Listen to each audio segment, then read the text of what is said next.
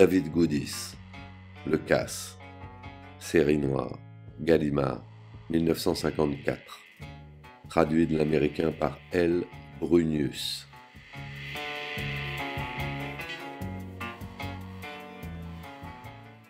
Chapitre 10. Il ouvrit la porte et ne rencontra d'abord que l'obscurité. Il appela Belloc, puis Domer. Il aperçut alors une faible lueur au premier étage et entendit leur voix. Il tourna le commutateur, sortit un mouchoir et essuya son visage mouillé de pluie. Il attendit qu'ils descendent. Ce fut avec une certaine lenteur qu'ils vinrent à sa rencontre au bas de l'escalier. Ils le regardaient comme s'ils le voyaient pour la première fois. Leurs vêtements étaient chiffonnés. Ils avaient dû dormir tout habillés. Ils entrèrent dans le living room et, serrés l'un contre l'autre, se mirent à dévisager Harbin. Il ouvrit la bouche. Pas un son ne sortit. Il ne savait pas par quel bout commencer. Ils attendaient qu'il parle. « Où est Gladden ?» dit-il enfin. Il dut poser la question une deuxième fois, et Domer répondit « Atlantic City ». Il prit une cigarette. Je pensais qu'elle serait revenue. « Elle est revenue, dit Domer. On l'a affranchie sur ton voyage de noces, et elle a refait sa valise. » Harbin accrocha sa veste humide au dossier d'une chaise. « Tu en parles comme si elle s'était taillée pour de bon. »« T'as mis le doigt dessus, » fit Belloc. « Dis pas de conneries. » Harbin bondit vers eux, puis se ressaisit. C'était pas comme ça qu'il fallait manœuvrer. Il reprit son calme. « Qu'est-ce qu'il s'est passé ?»« Puisqu'on te dit qu'elle a mis les adjas, » dit Belloc. « Elle a fait sa valise, et elle s'est taillée. Tu veux vérifier ? Va à Atlantic City. » Belloc plongea la main dans la poche de son pantalon, en sortit un bout de papier chiffonné et le tendit à Harbin. « Voici son adresse, dit Belloc avec un soupir méchant.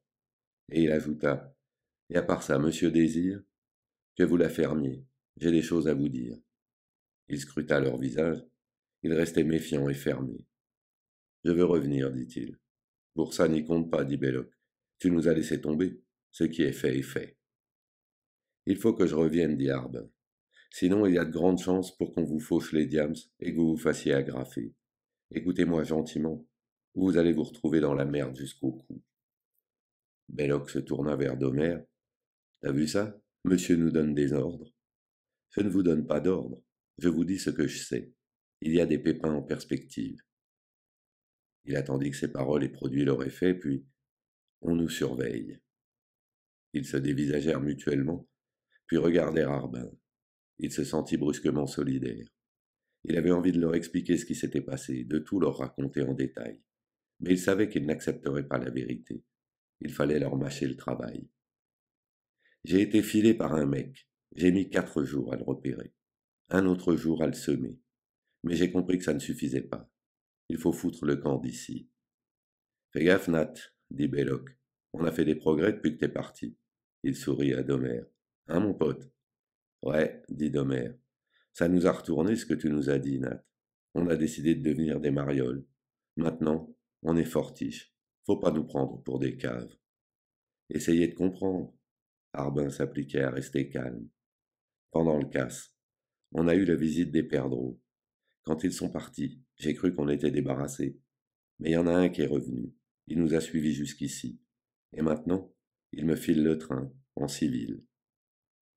Tout en gardant le sourire, Belloc fit un geste de dénégation. Ça ne colle pas. Une fois qu'ils vous ont logé, ils s'amusent pas à vous pister. Ils vous sautent sur le poil. L'ennui, dit Harbin, c'est que c'est pas après moi qu'il en a. Puisqu'il faut vous faire un dessin. C'est les émeraudes qui l'intéressent. Belloc se mit à danser d'un pied sur l'autre. Domer se frotta la mâchoire. Puis ils se regardèrent encore en fronçant les sourcils. « Qui c'est ?» demanda Belloc en soufflant comme un phoque. « D'où il sort cet enfant de putain ?»« J'en sais rien. Tout ce que je sais, c'est qu'il en veut aux émeraudes. Avec son uniforme, il est peinard. Et ce qu'on a de mieux à faire, c'est de filer. Avec des gars comme ça, y a rien à faire. » « Il se contenterait peut-être d'une part du gâteau, lança Domer. Harbin haussa les épaules. Ils se contentent tous de très peu, pour commencer. Et puis ils reviennent demander du supplément. Et comme ça jusqu'à plus soif. Il alluma une cigarette et souffla un nuage de fumée. Ce qu'on a de mieux à faire, c'est de se faire la paire, le plus vite possible. Où ça? Dit Domer. Tu le sais bien. Atlantic City. Bon Dieu, grogna Domer. Elle s'est taillée, on ne va pas lui cavaler après, dit Belloc. Si, dit Harbin. Il faut passer la chercher. Qu'est-ce qu'on a à foutre de cette greluche? Cria Belloc. On n'a pas besoin d'elle, reconnut Harbin. Mais elle a besoin de nous. Pourquoi? On est tous solidaires. Harbin savait qu'il n'aurait pas dû dire ça, mais c'était fait. Il n'avait plus qu'à laisser passer l'orage. Sans blague, hurla Belloc. Faut quand même pas se foutre de notre gueule. Tu nous plaques sous prétexte que t'en as marre, et une semaine après, tu reviens le bec enfariné nous raconter qu'on est solidaires. Je ne marche pas. C'est blanc ou c'est noir, faut te décider. J'ai pas envie de discuter, dit Harbin. Ou on lâche tout de suite, ou on décide de se serrer les coudes. Dans ce cas-là, j'en suis, et Gladden aussi. Domer se donna une claque sur les cuisses. Moi, je marche. Toi, tu marches toujours. Belloc détailla Domer de la tête aux pieds, puis se tourna vers Harbin. Il ouvrit la bouche pour parler, mais ses lèvres se figèrent soudain. Il se dirigea vers la fenêtre et regarda tomber la pluie. Il pleuvait à torrents. L'eau ruisselait des toits en nappes argentées. Belloc resta un moment à contempler ce déluge et à écouter les gouttes qui tambourinaient sur les vitres, puis finit par soupirer. Une nuit rêvée, hein, pour un petit voyage d'agrément. Harbin ne répondit pas. Il se mit à grimper les marches de l'escalier, puis s'arrêta, et s'adressant à Domer. C'est moi qui vais conduire. J'espère que t'as fait faire les papiers. Domer prit son portefeuille et en sortit plusieurs cartons. Permis de conduire, carte d'immatriculation, assurance. Il les tendit à Harbin. Harbin les examina, constata que les fausses identités étaient plausibles, et fit signe à Domer et Belloc de le suivre. Ils montèrent tous les trois et firent leurs bagages. Les émeraudes furent dissimulées dans une vieille mallette. Ils empoignèrent leurs valises et sortirent sous la pluie. La Chevrolet était planquée dans un petit garage qu'ils avaient loué à un vieux couple de tout repos. Domer s'était chargé de la maquille. La Chevrolet était maintenant orange foncé. On l'avait munie d'une nouvelle plaque et on avait changé le numéro du moteur. Elle était méconnaissable. Harbin conduisait. Belloc était assis à côté de lui. Domer était à l'arrière et dormait déjà profondément quand ils atteignirent le pont sur le Delaware. Il y avait très peu de voitures sur le pont et Belloc commença à se faire du mauvais sang. Quelle idée de la peindre en orange, ronchonna Belloc. Tu parles d'une couleur pour une bagnole. Faut être piqué. T'en fais pas pour les flics, dit Harbin. C'est pas d'eux qu'on doit se méfier pour le quart d'heure. D'ailleurs, dit Belloc, je me demande pourquoi on est parti avec la voiture. On aurait mieux fait d'y aller par le train. Avec les émeraudes. Tu nous vois cloués dans un wagon filant à plus de 120 à l'heure et pas moyen de qualité s'il y a du vilain. Si tu tiens à faire la conversation, tâche de ne pas trop déconner. Ils atteignirent la rive du New Jersey, et Harbin paya les 20 cents de droit de péage pour la traversée du pont. À Camden, la pluie diminua puis reprit de plus belle quand ils approchèrent du Black Horse Pike. Le vent de l'Atlantique commençait à s'en mêler. Harbin faisait du 90 à l'heure sur la route noire et luisante. Il recevait la pluie de plein fouet, et il lui fallait se pencher tout contre la vitre pour voir la route. Gladden était très en forme, dit Belloc. C'est-à-dire, elle avait bonne mine. C'est l'air de la mer, dit Harbin, ça fait toujours du bien, l'air marin et le soleil. Je ne parle pas du bronzage. Belloc insistait.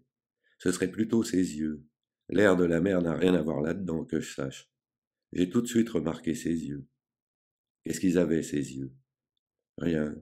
Ils étaient comme je ne les avais jamais vus avant. Je suppose que les yeux deviennent comme ça, à Atlantic City. Ça doit être la mode là-bas. Et puis elle était pressée de repartir, comme si quelque chose lui manquait. Peut-être l'air de la mer, ou le soleil. Ah, dit Harbin. Alors je me demande pourquoi tu te donnes le mal d'aller à Atlantic City, l'arracher aux joies du bord de la mer. Harbin ne répondit pas.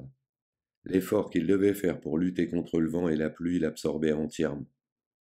C'est un risque inutile, gémit Belloc. Fous-moi la paix avec ton risque, dit Harbin agacé. Y a pas de risque, tu ferais mieux de faire un somme. Comment veux-tu roupiller avec cette saloperie de temps? Regarde-moi ça. Ça va se calmer. Harbin savait très bien qu'il n'y avait pas de raison pour que l'ouragan se calme. Le vent et la pluie redoublaient, et il fallait maintenant rouler à 60, péniblement. Je parie qu'on est les seuls à se promener en bagnole sur le Black Horse Pike ce soir. T'as raison. Même les chats restent au coin du feu avec un temps pareil. Harbin allait parler quand la voiture passa sur un nid de poule. Un bruit inquiétant se fit entendre. La suspension arrière en avait pris un drôle de coup. Harbin s'attendait à voir la voiture se démantibuler d'un moment à l'autre. Ils continuèrent à rouler. Un panneau indicateur signalait Atlantic City, à 70 kilomètres. Harbin avait du mal à y croire. Il avait beau se dire que le Black Horse Pike était une réalité tangible et qu'en plein jour la route lui aurait paru familière, il lui semblait qu'Atlantic City se trouvait encore à des milliers de kilomètres. La route s'allongeait devant lui, irréelle, semblable à un décor fantastique. À travers le tintamarre de l'orage, il entendit la voix géniarde de Belloc. On a fait une connerie. On est complètement fou de faire ça. Si tu savais comme je regrette de m'être lancé là-dedans, on ferait mieux de revenir en arrière. On arrivera au bout, t'en fais pas. Harbin savait bien que c'était stupide, mais il essayait de se rassurer lui-même et de rassurer Belloc. Tu fais le malin, mais je finis par me demander si t'es pas encore plus bête que nous, dit Belloc. Le gars qui t'a filé, c'est lui qui est un malin. Tellement malin qu'il a découvert la planque, tellement malin qu'il nous a surveillés. Alors, suppose qu'il ait suivi Domer au garage et qu'il l'ait vu repeindre la voiture. Arrête de débloquer, tu veux? Non, faut aller jusqu'au bout. Tu dis que ce type, c'est les émeraudes qui l'intéressent. Bon, mais s'il nous perd de vue, il perd de vue les émeraudes. Alors mets-toi à sa place. Même s'il n'est pas du côté de la police, il a intérêt à leur mettre la puce à l'oreille pour pas qu'il nous laisse filer. Sans blague. Comment? Tu dois le savoir aussi bien que moi, toi qui es si fortiche. C'est pas sorcier. Il téléphone à la police sans dire son nom. Il signale une Chevrolet orange. Il ne parle pas des émeraudes, bien sûr. Il dit que c'est une bagnole volée. Tu veux la boucler? Non.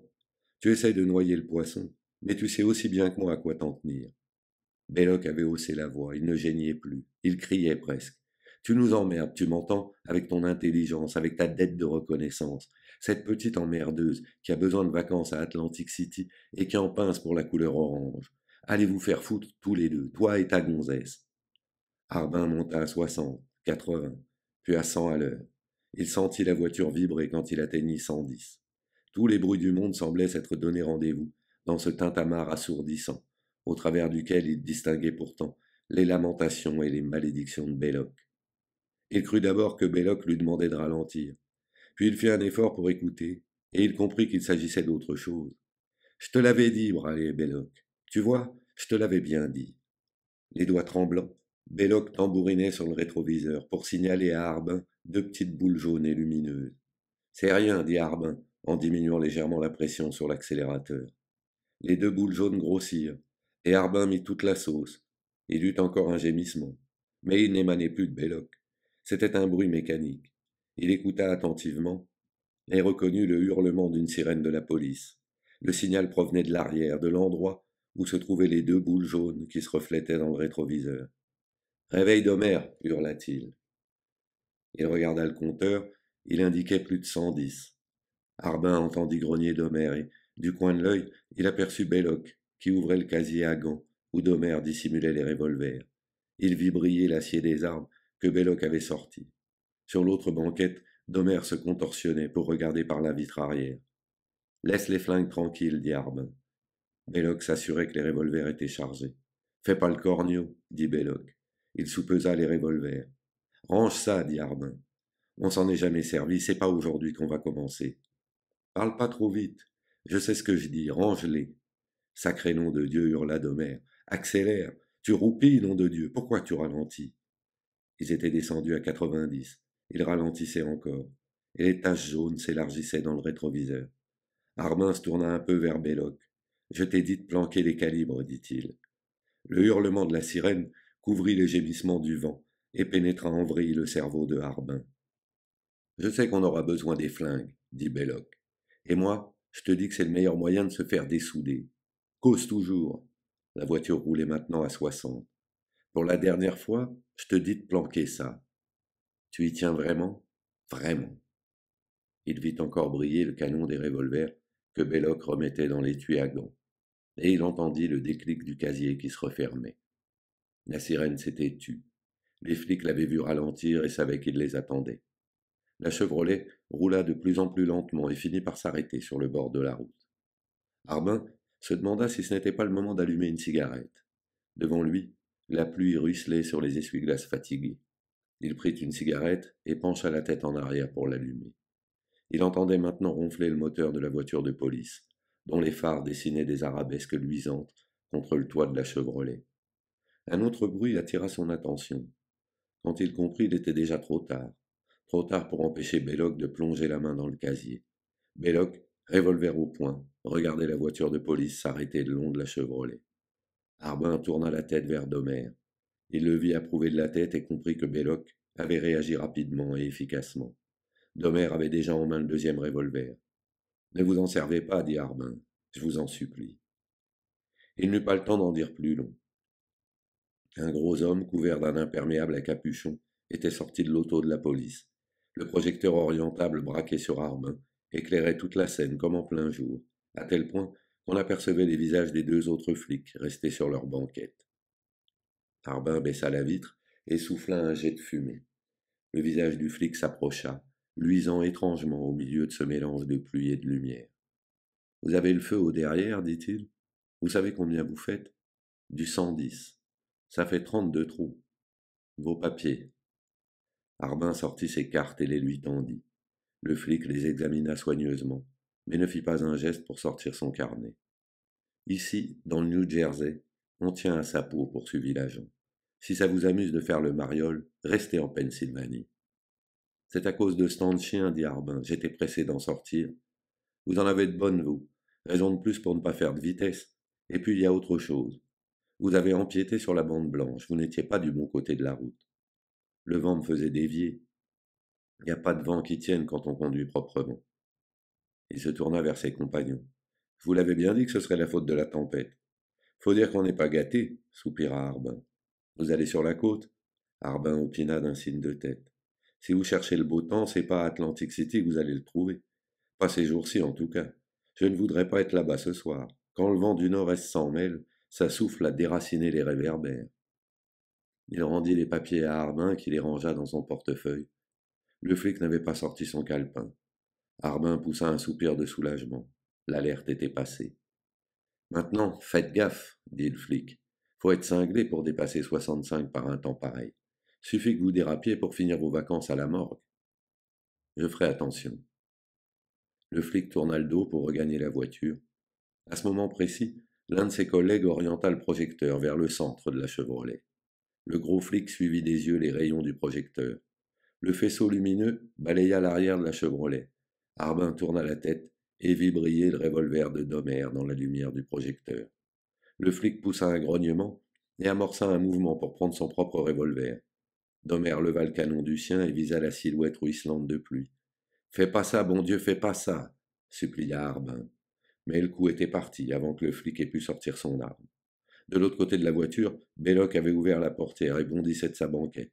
Harbin, cloué sur place, regardait le flic. Son visage n'existait plus, écrasé par la balle.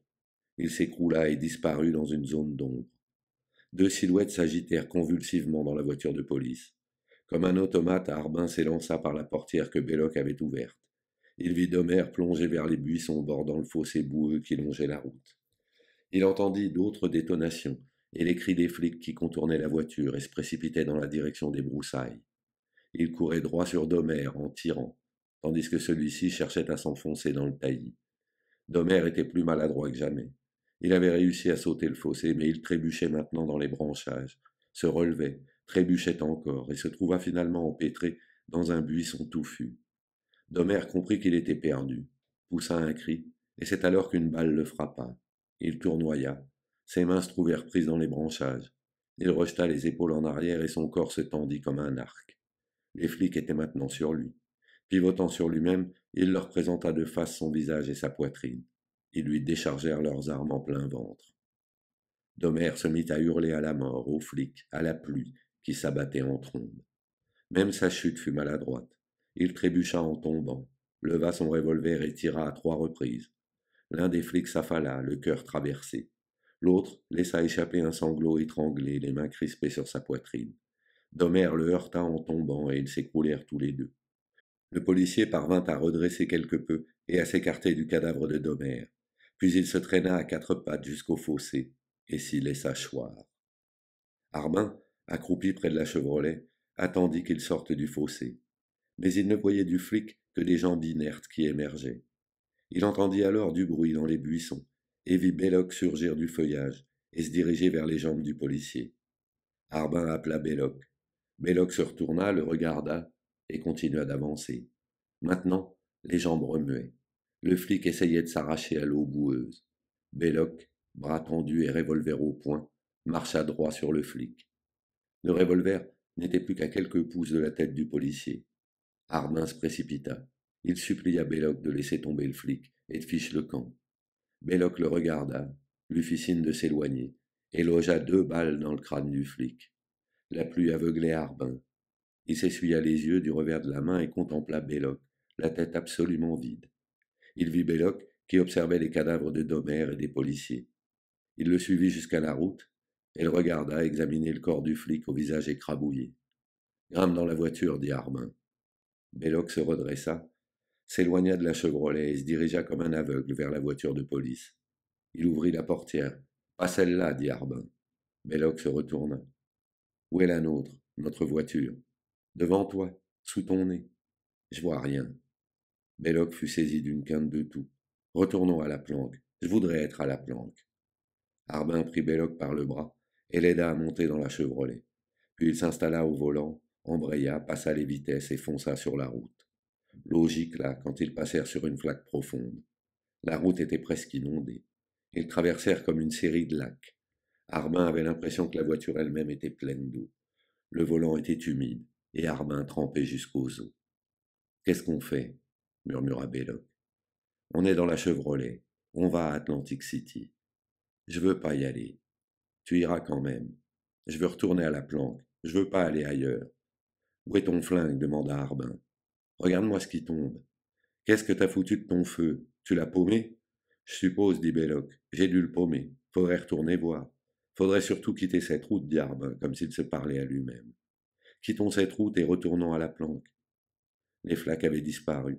On apercevait les lumières de l'une des petites agglomérations qui bordaient le Black Horse Pike jusqu'à Atlantic City. Harbin regarda sa montre. Il était 2 heures passées. Trop tard pour prendre un car ou même le train. La seule façon d'arriver là-bas, c'était d'emprunter de petites routes d'intérêt local pour éviter les patrouilles de flics qui allaient bientôt sillonner le Black Horse Pike. Il aperçut une route sur la droite. C'était sa seule chance. Il n'y avait pas à hésiter. Ils la suivirent pendant quelques kilomètres et s'engagèrent sur une route parallèle au Pike. On s'est gouré, dit Belloc. Qu'est-ce que t'en sais? Je le sais. On n'a pas tourné là où il fallait. T'es sonné. On devrait être armé, dit Belloc. On devrait aussi avoir un appareil spécial pour te mettre KO quand tu veux faire joujou avec ton flingue. Je te dis, insista Belloc, ce qu'il nous faut, c'est un pétard. Si seulement je ne l'avais pas paumé là-bas. Tu peux pas savoir ce qu'il me manque. Si tu fermes pas ta gueule, dit Harbin, tu vas devenir encore plus dingue que tu ne l'es. Et t'es déjà bien. Essaie de la boucler, repose-toi. T'as raison, dit Belloc. Je devrais roupiller un peu, ça me ferait du bien. Vas-y, réveille-moi s'il y a quelque chose.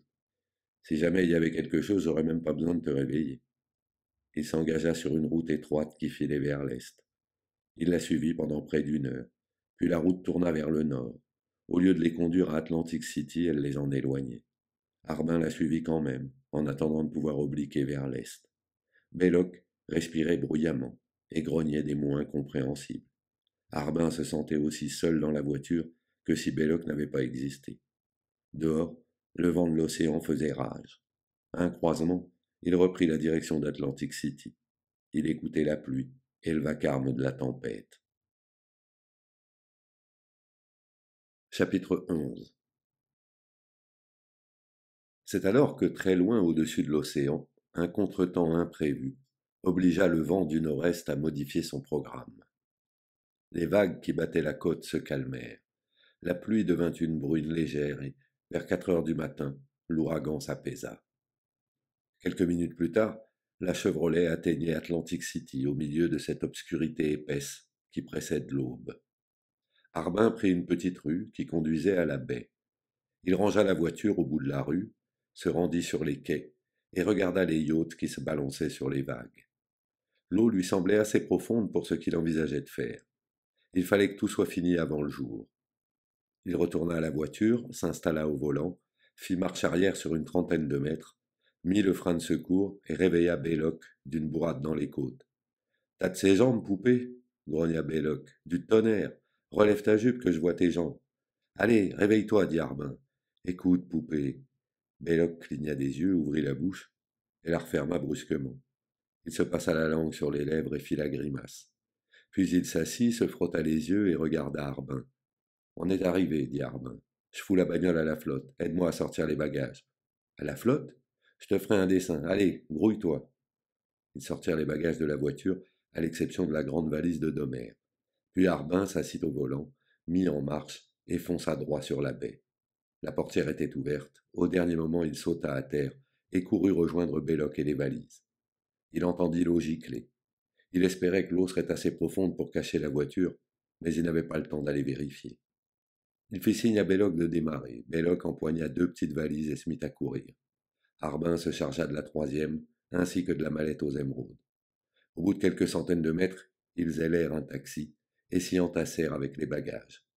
Arbin demanda l'adresse d'un hôtel bon marché. Le chauffeur se mit à le dévisager. Arbin lui demanda avec son plus charmant sourire s'il pouvait faire quelque chose pour lui. Le chauffeur retourna à son volant sans demander son reste. Le taxi s'arrêta devant un petit hôtel miteux, dans une petite rue perpendiculaire à Tennessee Avenue. Arbin paya la course, donna 25 cents de pourboire en déclarant qu'il espérait faire mieux la prochaine fois. Le chauffeur lui décocha un sourire cordial et embraya. Ils entrèrent dans l'hôtel et un employé les conduisit à une chambre du second étage. C'était une chambre à 2 lits, misérable et lugubre. La fenêtre donnait sur le mur du bâtiment voisin. Belloc déclara qu'ils allaient mourir asphyxiés. Arbin le rassura. Il ne resterait pas assez longtemps pour manquer d'air. On va croupir combien de temps ici demanda Belloc. Jusqu'à ce que je ramène Gladden. C'est-à-dire, tout de suite. Il n'avait pourtant aucune envie d'y aller pour l'instant. Il avait surtout besoin de dormir. Il crevait de sommeil, les muscles de ses bras étaient tout endoloris. Il avait conduit si longtemps. Mais le pire de tout, c'était ses yeux. Il devait faire un effort terrible pour les garder ouverts. Arbin alluma une cigarette et sortit de la chambre. Dans ce qui servait de vestibule, il découvrit un téléphone automatique et sortit de sa poche le papier chiffonné qui portait l'adresse et le numéro de téléphone de Gladden. Il tenait à l'appeler, à lui dire qu'il était là et qu'il la verrait le lendemain. Après avoir téléphoné, il pourrait au moins remonter et se jeter sur le lit. Il n'avait jamais été aussi épuisé. Il allait composer le numéro quand il comprit que ce coup de téléphone ne serait pas suffisant. Il fallait aller la voir, être près d'elle. Il prit Tennessee Avenue et se dirigea vers la promenade du bord de mer. Le ciel était encore noir quand il atteignit le trottoir en planche. Mais au-delà de la plage et de la ligne blanchâtre et sinueuse des brisants, le jour pointait sur l'océan. Le caillebotis humide semblait avoir été astiqué pendant des semaines par une armée de frotteurs. Un lampadaire sur 4 était allumé. Il régnait une chaleur lourde et anormale venue des marécages du New Jersey. Les hôtels qui bordaient la plage étaient mornes et silencieux. Ils attendaient passivement que l'été ramène la grande foule des baigneurs et supportaient tout juste la présence de quelques 3 pelés et 2 tondus qui occupaient les meilleures chambres aux prix spéciaux consentis hors saison. Il revit la scène qui s'était déroulée au cours de la nuit sur le Pike. Ça devait arriver un jour ou l'autre. C'était la suite logique de ce qui s'était passé bien des années auparavant à Détroit, la nuit où Gérald Gladden avait rougi le pavé du sang qui s'échappait de ses blessures. C'était le même schéma qui se trouvait réédité à maintes années de distance. Cette nuit-là, alors qu'il avait la police à ses trousses, il avait tenu à voler au secours de la fille de son bienfaiteur qui n'était encore qu'une gamine. Maintenant, tout était à recommencer. Il allait se précipiter encore vers la fille de Gérald Gladden pour l'arracher au danger qui la menaçait. C'était toujours le même schéma, le même thème. Au cours des années écoulées, ses moindres actes s'étaient conformés avec quelques variantes à ce thème essentiel. Il fallait toujours rejoindre Gladden, protéger Gladden, fuir avec Gladden. C'était plus qu'une habitude, plus qu'un besoin. C'était une sorte de religion, presque une intoxication. À l'origine de ses faits et gestes, il y avait ce besoin lancinant de veiller sur Gladden. Une opposition avait pourtant fini par se manifester, une opposition qu'il avait sentie le soir où il avait suggéré à Gladden ce voyage à Atlantic City. Cette réaction s'était accentuée quand il avait refusé de la suivre. La belle ordonnance du thème de la reconnaissance se trouvait compromise. Le schéma initial se brouillait et menaçait de faire place à un nouveau schéma plus puissant. C'était une autre drogue, une autre religion. C'était la force indéfinissable qui l'avait lié au regard de cette femme assise l'autre soir à la table du restaurant. Pourtant, il se retrouvait maintenant prisonnier du thème Gladden. À mesure qu'il réfléchissait, il opérait une mise au point. Plus il creusait, plus il trouvait les raisons profondes qui l'avaient poussé à agir depuis ce jour où Gérald Gladden l'avait trouvé malade et affamé sur le bord de la route. Il n'était alors qu'un enfant de 16 ans, un orphelin, tenaillé par la faim et qui criait à l'aide dans un monde indifférent. Seul Gérald avait répondu à l'appel. Gérald l'avait recueilli, nourri, éduqué à sa façon. Harbin croyait entendre Gérald. Il fallait savoir tenir parole. Gérald lui avait appris à déboucler un coffre, à manier une pince Monseigneur, à détecter un signal d'alarme. Il lui avait surtout appris à être honnête. Voilà pourquoi, à la vue du cadavre de Gérald, il avait couru vers la fille de Gérald et pourquoi, pendant des années, il avait veillé sur Gladden. C'était la seule chose à faire pour un honnête homme. Tout près, sur la jetée, la masse noire du parc des attractions se détachait sur l'océan. À côté, il découvrit l'enseigne éteinte de l'hôtel où Gladden était descendu. C'était un petit hôtel coincé entre des boutiques, mais qui ne manquait pas d'allure. Il entra. Il n'y avait personne dans le hall. Il trouva une sonnette, appuya sur le bouton et attendit. Un employé sortit d'une pièce voisine et lui montra un visage aux traits tirés de vieil homme fatigué. Comme un automate, le portier lança: C'est complet. Puis il sembla se réveiller et passa derrière le bureau. Ah, mais il y en a peut-être une de libre après tout, marmonna-t-il. Ce n'est pas une chambre que je veux, riposta Harbin. Il mit un moment à se souvenir du nom sous lequel Gladden s'était inscrite. Je voudrais voir Miss Green. Nous n'avons pas ça. Le bonhomme bâilla à se décrocher la mâchoire. Appelez-moi Miss Green et vous pourrez retourner pioncer. De quoi dit le vieux. C'est tout de suite que je m'en vais retourner pioncer. Et j'appellerai pas Miss Green parce qu'il n'y a pas de Miss Green ici. Il se dirigeait vers la porte quand Harbin l'arrêta et lui mit sous le nez 2 billets d'1 dollar. Je tiens absolument à voir Miss Green. Le portier lorgna l'argent. Miss comment, vous avez dit? Harbin épela le nom. Maintenant que j'y pense, fit le vieux, on a peut-être bien eu une Miss Irma Green. Il fourra les billets dans la poche de son gilet. Mais il me semble bien qu'elle est partie il y a 2 jours. Vous seriez gentil de vérifier. Le bonhomme s'approcha du bureau en se grattant l'occiput. Une petite maigrichonne, blonde. Harbin acquiesça de la tête. Le vieux esquissa un sourire qui ressemblait à une grimace. Miss Irma Green, une brave petite demoiselle, et pas fière. Appelez-la, je vous prie.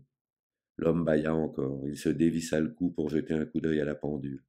C'est pas une heure pour faire des visites. Je vous dis de l'appeler. Qu'est-ce que vous faites du règlement? Le règlement exige que vous avertissiez les clients quand ils ont des visites. Dis-moi, mon petit gars, tu me cherches des crosses? Harbin sortit un billet de 5 dollars et l'agita sous le nez du portier. Tout ce que je vous demande, c'est de l'appeler au téléphone comme si ça venait du dehors. Le vieux interrogea sa conscience. Je crois qu'il n'y a pas de mal à ça. Harbin lui remit l'argent et attendit qu'il lui fît signe de prendre la communication. Puis il décrocha et entendit la voix de Gladden. Je suis tout près de chez toi, je serai là dans 5 minutes. Quel est le numéro de ta chambre? 312. Qu'est-ce qui ne va pas? Je te raconterai. Il raccrocha et se tourna vers l'employé. Je veux voir le type qui est avec elle. Je vous promets qu'il n'y aura pas de casse. Je ne lui parlerai pas. Je veux seulement voir sa tronche. Il observa les réactions du vieux. Ça avait l'air de marcher. Ce qui lui permit d'ajouter: D'ailleurs, il ne me verra même pas. Je vais me planquer dans la pièce à côté et laisser la porte ouverte. Il ne saura même pas que je suis là. Le portier était perplexe. D'accord, dit-il, mais pas de salade, hein. On ne peut pas se permettre ça ici. Vous voyez le coup, le mari jaloux qui s'amène en quête de sa moitié, il la trouve au plumard avec un gigolo et ça nous fait une bagarre du tonnerre dans la boîte. Peut-être que si vous le voyez, vous n'allez pas pouvoir vous retenir et... Je ne suis pas le mari jaloux. Je suis seulement un ami qui lui veut du bien. Il pénétra dans la pièce voisine. Il y faisait noir. Il ouvrit la porte tout juste ce qu'il fallait pour apercevoir ce qui se passait dans le hall. Il était à moitié dissimulé par la porte. De son poste d'observation, il pouvait voir le vieux portier tourniquer nerveusement près du bureau. 2 minutes s'écoulèrent. Harbin prit une cigarette et se mit à la mordille, les yeux rivés sur la grande aiguille de l'horloge au-dessus du bureau. Il entendit le bruit de l'ascenseur qui descendait. Le visage du vieil homme se tourna vers lui. Une extrême inquiétude se lisait dans son regard. Ses sourcils se froncèrent. L'ascenseur s'arrêta. Des pas résonnèrent, et il aperçut le complet de gabardine au veston croisé, la tignasse blonde, les traits réguliers et les yeux d'aigle marine de son ange gardien, le jeune flic. Chapitre 12. Il resta cloué sur place, dans la pièce obscure. Au bout d'un moment, il décida que ça ne servirait à rien de ruminer. C'était quelque chose qui dépassait son entendement. Il vit à peine le vieux qui s'approchait, lui parlait, pour lui expliquer que l'autre était parti et qu'il pouvait sortir de sa cachette. Lorsqu'il réapparut dans le hall, le portier lui demanda: C'est un ami à vous? Harbin fit non de la tête. Alors c'est pas grave, grommela l'autre. Harbin se dirigea vers l'ascenseur. Hé là, minute! L'homme lui barrait le chemin. J'ai promis de me tenir tranquille, riposta Harbin. D'ailleurs, elle m'attend. Le portier essaya de découvrir un nouveau prétexte à lui opposer, mais il ne réussit pas à en trouver. Finalement, il fit un geste évasif et s'éloigna de l'ascenseur. Harbin pénétra dans l'ascenseur, appuya sur le bouton et alluma une cigarette. Quand il entra dans la chambre de Gladden, tandis que la jeune femme s'écartait à reculons de la porte, il remarqua d'abord la pâleur de ses traits. Elle avait un teint de papier mâché, et son regard était étrangement las. Il n'arriva pas à lui sourire, c'était pourtant la première chose qu'il aurait dû faire. Mais il se sentait dans l'impossibilité d'accomplir en l'occurrence un tel tour de force. Fais tes bagages, ordonna-t-il, et que ça saute. Elle ne broncha pas. Explique-toi. On est brûlé. Il n'y avait pas à tourner autour du pot. Sans même la regarder, il ajouta: D'Homère est mort. Il lui raconta ce qui s'était passé sur la route et lui dit de boucler sa valise en vitesse. Mais elle ne bougeait pas. Elle regardait la porte. Il commença à sortir de l'armoire les vêtements de Gladden et à les jeter sur le lit. Puis il ouvrit les tiroirs et se mit à remplir sa valise. Je ne peux pas te suivre, dit-elle. Il abandonna la valise. Hein? J'ai rencontré quelqu'un. Ah. Il revint à la valise mais n'y toucha pas. Elle lui tournait le dos, et il aurait voulu voir son regard. Il fit un pas dans sa direction, puis décida d'attendre qu'elle lui raconte l'histoire à sa façon. Nat, dit-elle enfin, je veux laisser tomber. Il ne faut plus compter sur moi. J'ai toujours voulu m'en sortir, mais je restais à cause de toi. Sans blague, je ne t'ai jamais forcé à rester. C'est moi qui voulais rester, à cause de toi. Elle le regarda bien en face. Je voulais être près de toi, j'avais besoin de toi, et je voulais que toi, de ton côté, tu aies besoin de moi. Mais tu n'as jamais voulu de moi. J'en ai bavé. J'ai passé des nuits à mordre mon oreiller. Je me serais cogné la tête contre les murs. Tu le savais, Nat. Ne me dis pas le contraire. Il fit craquer ses doigts. Je sais, continua-t-elle, je ne suis pas très intelligente, mais ce n'était pas la peine d'être un aigle pour comprendre. Il m'est arrivé ce qui arrive à tout le monde. J'ai grandi. Tu ne t'en es pas aperçu, mais je suis devenue une femme. Et je voulais être ta femme. Que voulais-tu que je fasse? Je ne vais pas t'épouser de force. T'aurais dû essayer. Il s'assit sur le bord du lit. Ça tombe bien. Elle s'approcha de lui, tendit la main puis la retira. Tu as toujours été si bon pour moi. Tout sauf ce que j'aurais voulu. C'est pas de ta faute, c'est pas la mienne non plus. C'est la vie, la triste vie. Si on veut. J'espère que tu ne m'en voudras pas. Il la dévisagea de nouveau. Comment s'appelle-t-il? Finlay. Charles Finlay. Qu'est-ce qu'il vend? Parle-moi de lui. Il vend des bagnoles chez un marchand de voitures d'occasion à Philadelphie. Je l'ai rencontré 2 jours après mon arrivée, sur la plage. On a parlé, et puis ça s'est fait comme ça. Ça devait arriver. Il est tombé au bon moment. Quand je suis retourné à Philadelphie et qu'on m'a dit que tu étais parti, je suis revenu et je l'ai rappelé. T'es vraiment mordu? Il a beaucoup de charme, ce garçon. Je te demande pas ça. Bon, disons que je suis mordu. Harbin se leva. Quand l'as-tu vu pour la dernière fois? Il a passé la nuit ici. Il était là quand tu as téléphoné. Je lui ai dit de partir. Nous avons rendez-vous pour déjeuner. Elle respira profondément. Ne me dis pas de décommander. J'ai envie de le voir. Je ne veux pas le quitter. Elle saisit le bras de Harbin. Quant à me forcer à le plaquer, tu n'y arriveras pas. Tu m'entends? Ne t'énerve pas, dit-il doucement. Il m'adore, et je mentirais si je disais que ça ne me fait pas plaisir. Je veux mener une vie normale, et tu n'as pas le droit de m'en empêcher. Laisse ma manche tranquille. La respiration de Gladden était précipitée. Ses ongles labouraient le tissu de la veste de Harbin. Il lui attrapa les poignets et lui fit lâcher prise. Elle trébucha, s'appuya au mur et le regarda. Sa respiration était devenue haletante. Harbin secoua doucement la tête, les yeux fixés sur le plancher. C'est dommage, c'est foutrement dommage, murmura-t-il. Pas pour moi. Il leva les yeux vers elle. Surtout pour toi. Puis il lui fit signe de se taire et continua. Écoute, Gladden, écoute-moi, essaie de ne pas t'énerver. Tu t'es fait rouler. Ce type est un salaud. C'est faux. Ce type se sert de toi. Tais-toi, ce n'est pas vrai. Ce Finlay est un flic. Nat, Nat, dit-elle, sur le ton de quelqu'un qui tient à se justifier. Je t'ai déjà dit que je ne suis plus une petite fille. J'ai grandi. J'ai passé l'âge des contes à dormir debout. Ne me prends pas pour une imbécile. Il se sentit brusquement épuisé. Il se jeta sur le lit, les bras en croix, et continua, les yeux mi-clos. Tâche de m'écouter. J'essaie de t'expliquer. Ce Finlay est un des deux flics à qui j'ai eu affaire le soir du casse. Tout à l'heure, j'étais caché derrière une porte du hall et je l'ai vu sortir de l'ascenseur. Je l'ai reconnu. Pourquoi mens-tu cria-t-elle. Où veux-tu en venir? Moi? Nulle part. C'est Finlay qui a une idée derrière la tête. Il laissa échapper un soupir. Son uniforme, c'est de la foutaise. Il le porte parce que c'est commode. Et ne t'imagine pas que c'est pour tes beaux yeux qu'il te fait du gringue. C'est les émeraudes qu'il veut. Il ne lui avait jamais vu ce regard. Elle répliqua. Pourquoi mens-tu? Est-ce que je t'ai déjà raconté des salades? Non, dit-elle. Alors pourquoi commences-tu aujourd'hui? Je ne mens pas. Si tu veux tout savoir, je vais t'affranchir. Elle acquiesça d'un signe de tête. Il commença à parler. Le début était facile, mais l'épisode d'Ella lui donna du fil à retordre. Elle le regardait se débattre pendant qu'il lui racontait le séjour dans la colline, le voyage à Lancaster, le trajet dans les bois, son retour à Philadelphie et le massacre du Black Horse Pike. Pour Finlay, ajouta-t-il, c'était un jeu d'enfant. Il nous a suivis le jour où je t'ai accompagné au train. J'en suis aussi sûr que si je l'avais vu. Il avait déjà repéré la planque et chargé d'Ella de faire le guet. Il a pris le même train que toi, il t'a suivi jusqu'à l'hôtel. Il a commencé à mettre le grappin sur toi pendant que Della s'occupait de moi. Elle se laissa tomber sur le bord du lit. Elle s'était un peu calmée. Il y a vraiment des gens compliqués. Mais non, Finlay est le contraire d'un compliqué. C'est un type qui sait ce qu'il veut. Il a acheté son dévolu sur les 100 000 $ d'émeraude. C'est tout. C'est pas mal. Il a calculé son coût soigneusement. Il n'est pas pressé. Même si ça lui prend 6 mois ou davantage, ça vaut la peine de se donner du mal. Tout ça pour des émeraudes, pour de sales petits cailloux verts.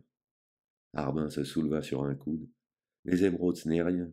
3 Maccabées en uniforme, c'est plus grave. Ça change tout. Il s'assit et laissa pendre ses jambes le long du lit. C'est pour ça qu'il faut me suivre, rester avec moi. Tu es dans le coup, Gladden. Je le regrette, mais c'est comme ça. Baylock, toi et moi. On est tous les trois dans le bain, et il faut essayer de s'en tirer, le plus vite possible. C'est si grave que ça? Je ne sais pas. On ne peut pas se permettre d'attendre qu'on vienne nous le dire. Si on se tire tout de suite, on a des chances de s'en sortir. Gladden resta un moment sans parler, puis je croyais que j'étais tranquille, fit-elle. C'était merveilleux. J'avais l'impression d'être débarrassé d'une migraine qui durait depuis ma naissance. Maintenant elle est revenue. Elle se leva, alla jusqu'à la porte qu'elle contempla comme si c'était une muraille d'acier, puis fit demi-tour et se dirigea vers Harbin. Tu m'as replongé dans la mélasse. Ce n'est pas moi, c'est les circonstances. Je t'en ficherais, moi, des circonstances. Elle n'était pas d'humeur à raisonner. Tu parles. C'est toi, oui, toi. Tu me retiens comme tu l'as toujours fait. J'en ai plein le dos de vos micmacs. Elle frissonna. Je ne veux plus, je ne veux plus. Je n'ai jamais voulu.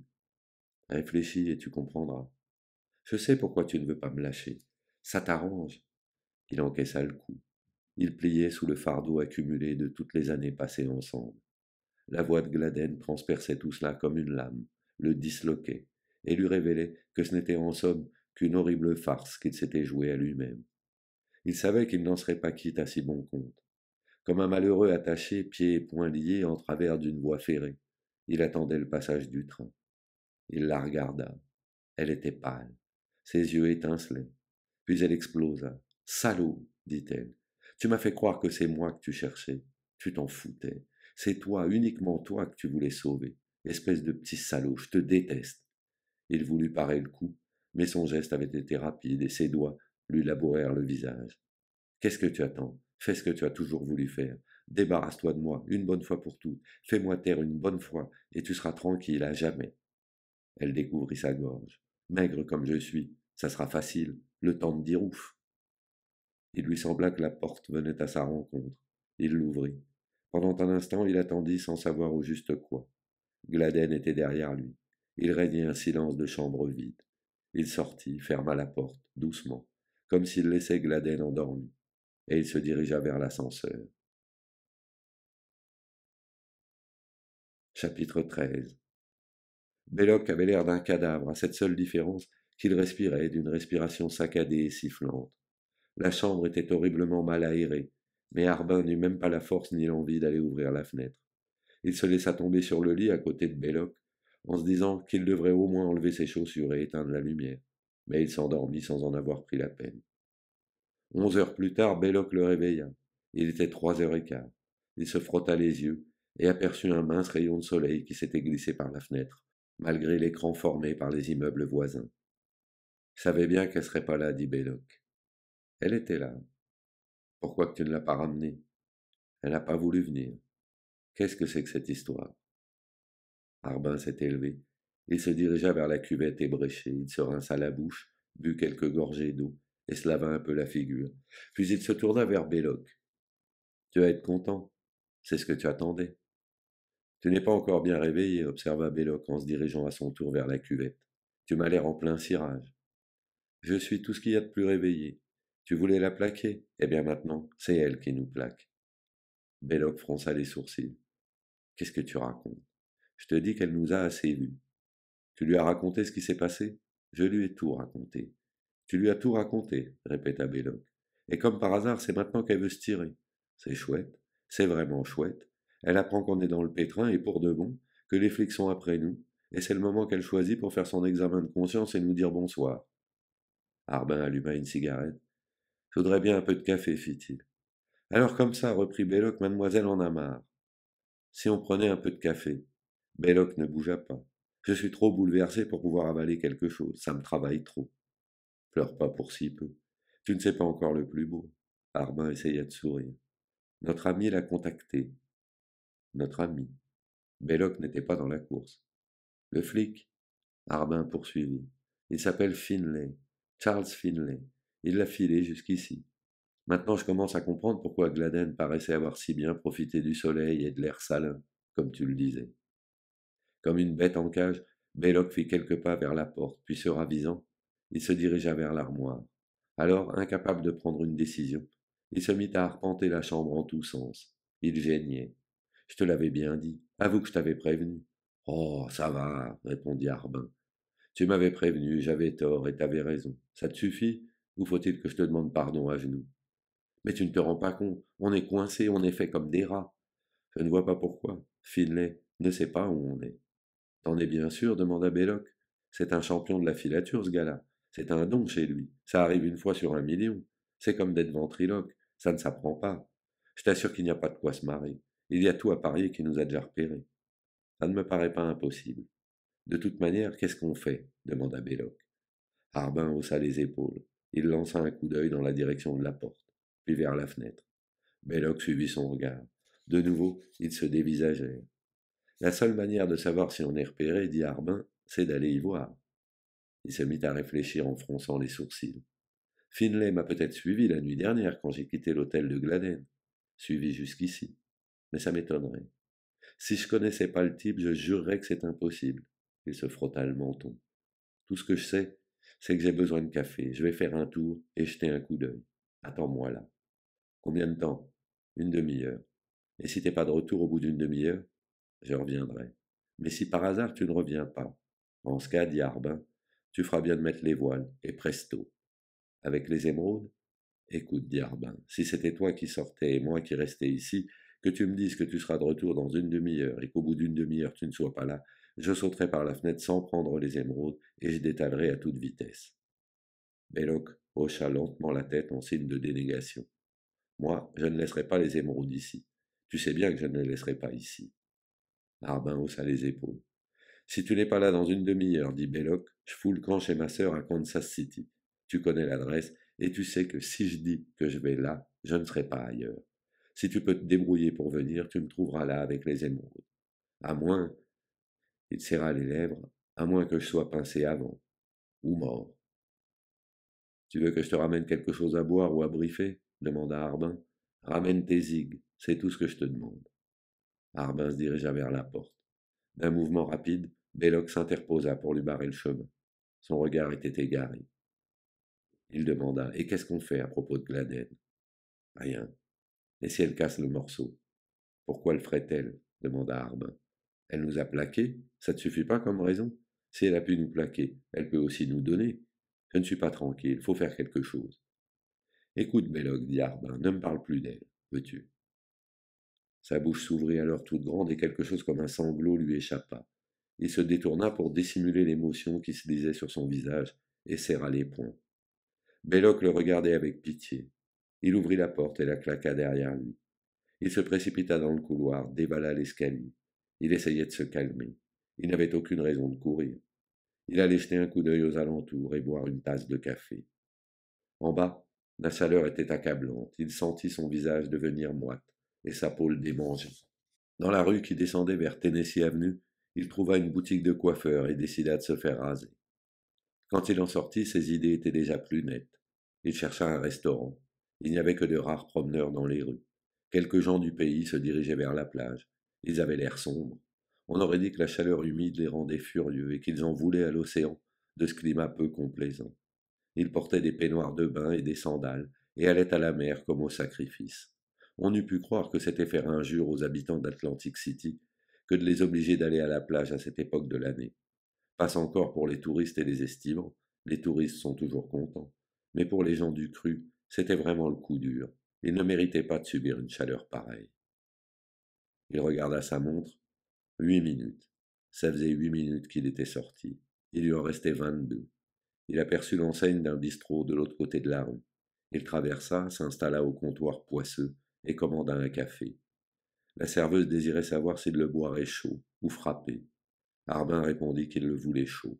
La serveuse insista. Il était meilleur frappé. Harbin déclara que sa religion lui interdisait de frapper le café et que, de toute manière, la controverse avait assez duré. La serveuse rétorqua qu'avec des idées pareilles, ce n'était pas étonnant qu'il y ait des guerres et des révolutions.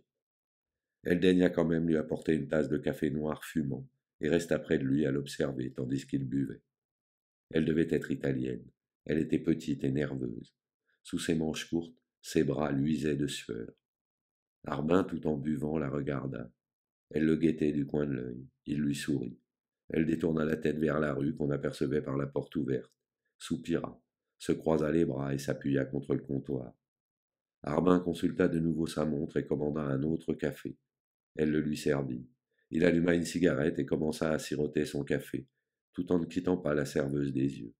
Le soleil inondait la salle, et la jeune femme semblait se tenir au milieu d'un globe lumineux et doré. Elle passa sa langue sur ses lèvres, puis une bande noire traversa la sphère de lumière. L'Italienne se trouva soudain dans l'ombre. Quelqu'un pénétrait dans la salle. La serveuse se déplaça pour prendre la nouvelle commande. Harbin, qui se penchait sur son café, sentit la tasse trembler entre ses mains. Il avait reconnu le parfum. C'était celui de Della. Chapitre 14.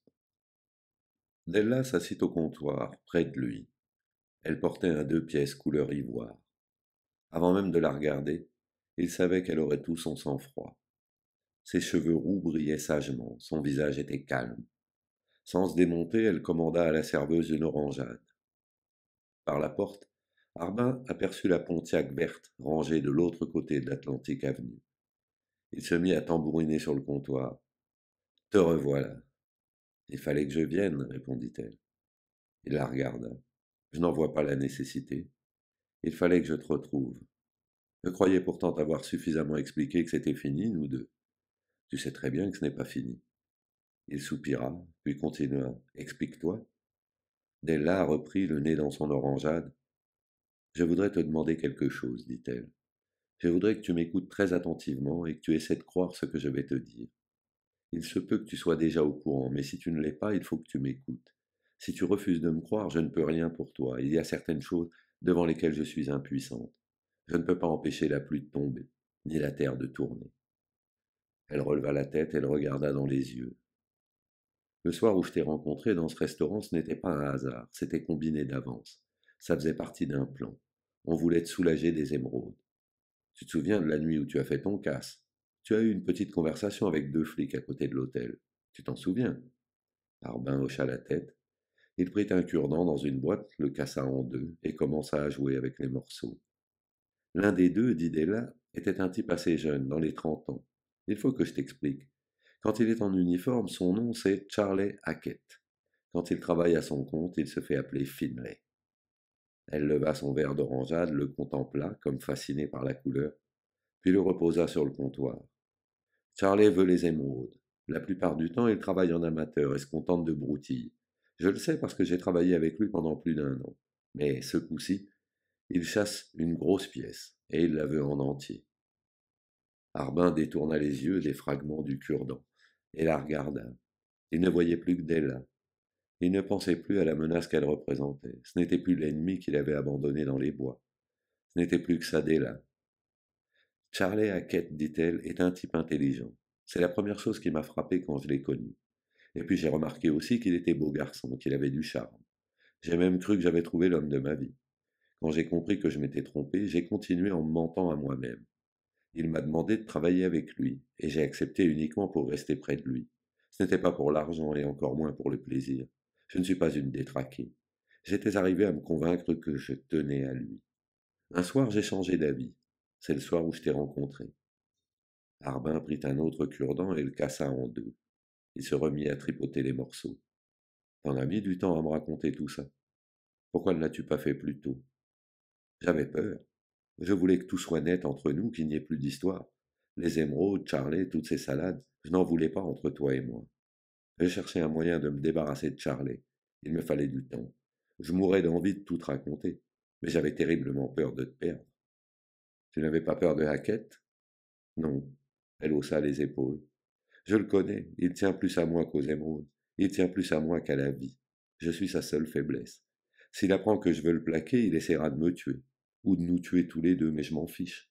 La seule chose dont j'ai peur, c'est de te perdre. Le soir où tu es parti, quand je me suis retrouvé seul dans les bois, j'ai voulu me suicider.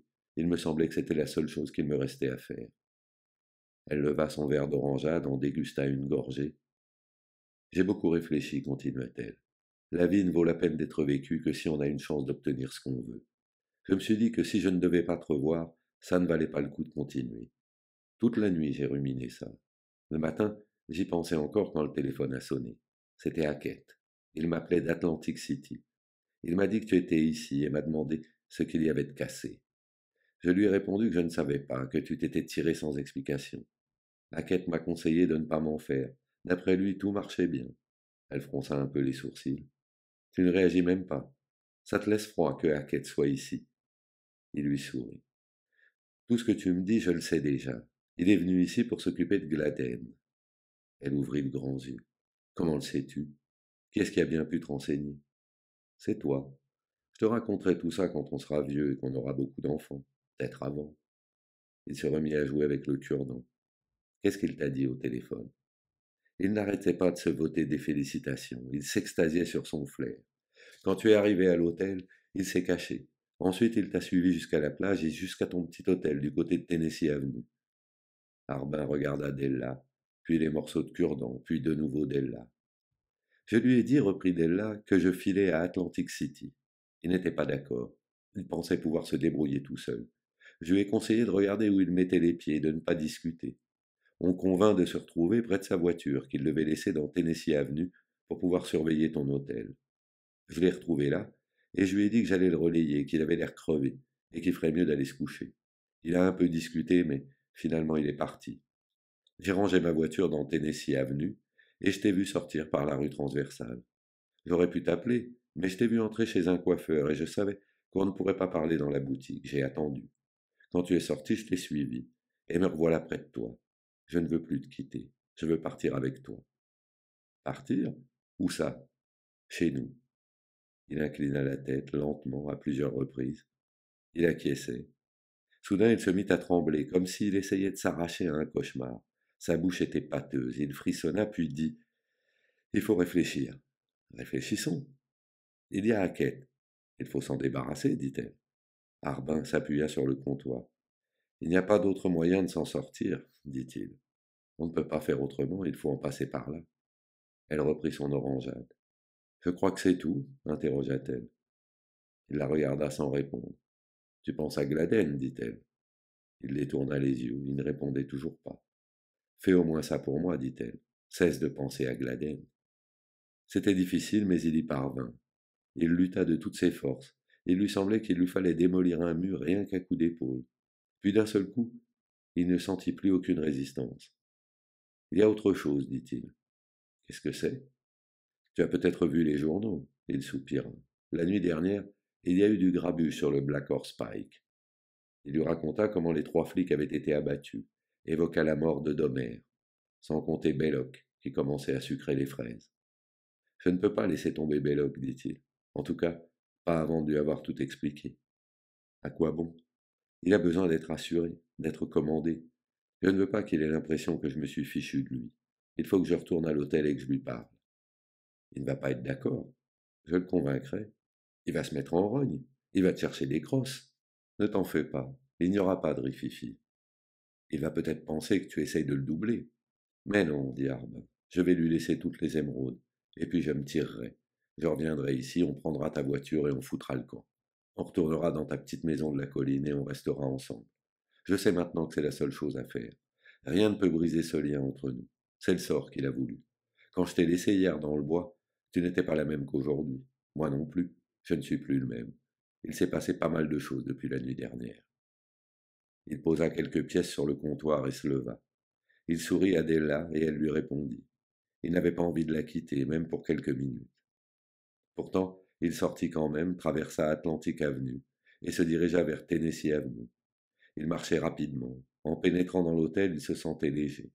Mais dans le couloir de l'étage, au milieu de la pénombre, la chaleur était accablante et disait bien la déchéance des gens qui habitaient ces lieux. Arbin ouvrit la porte de sa chambre.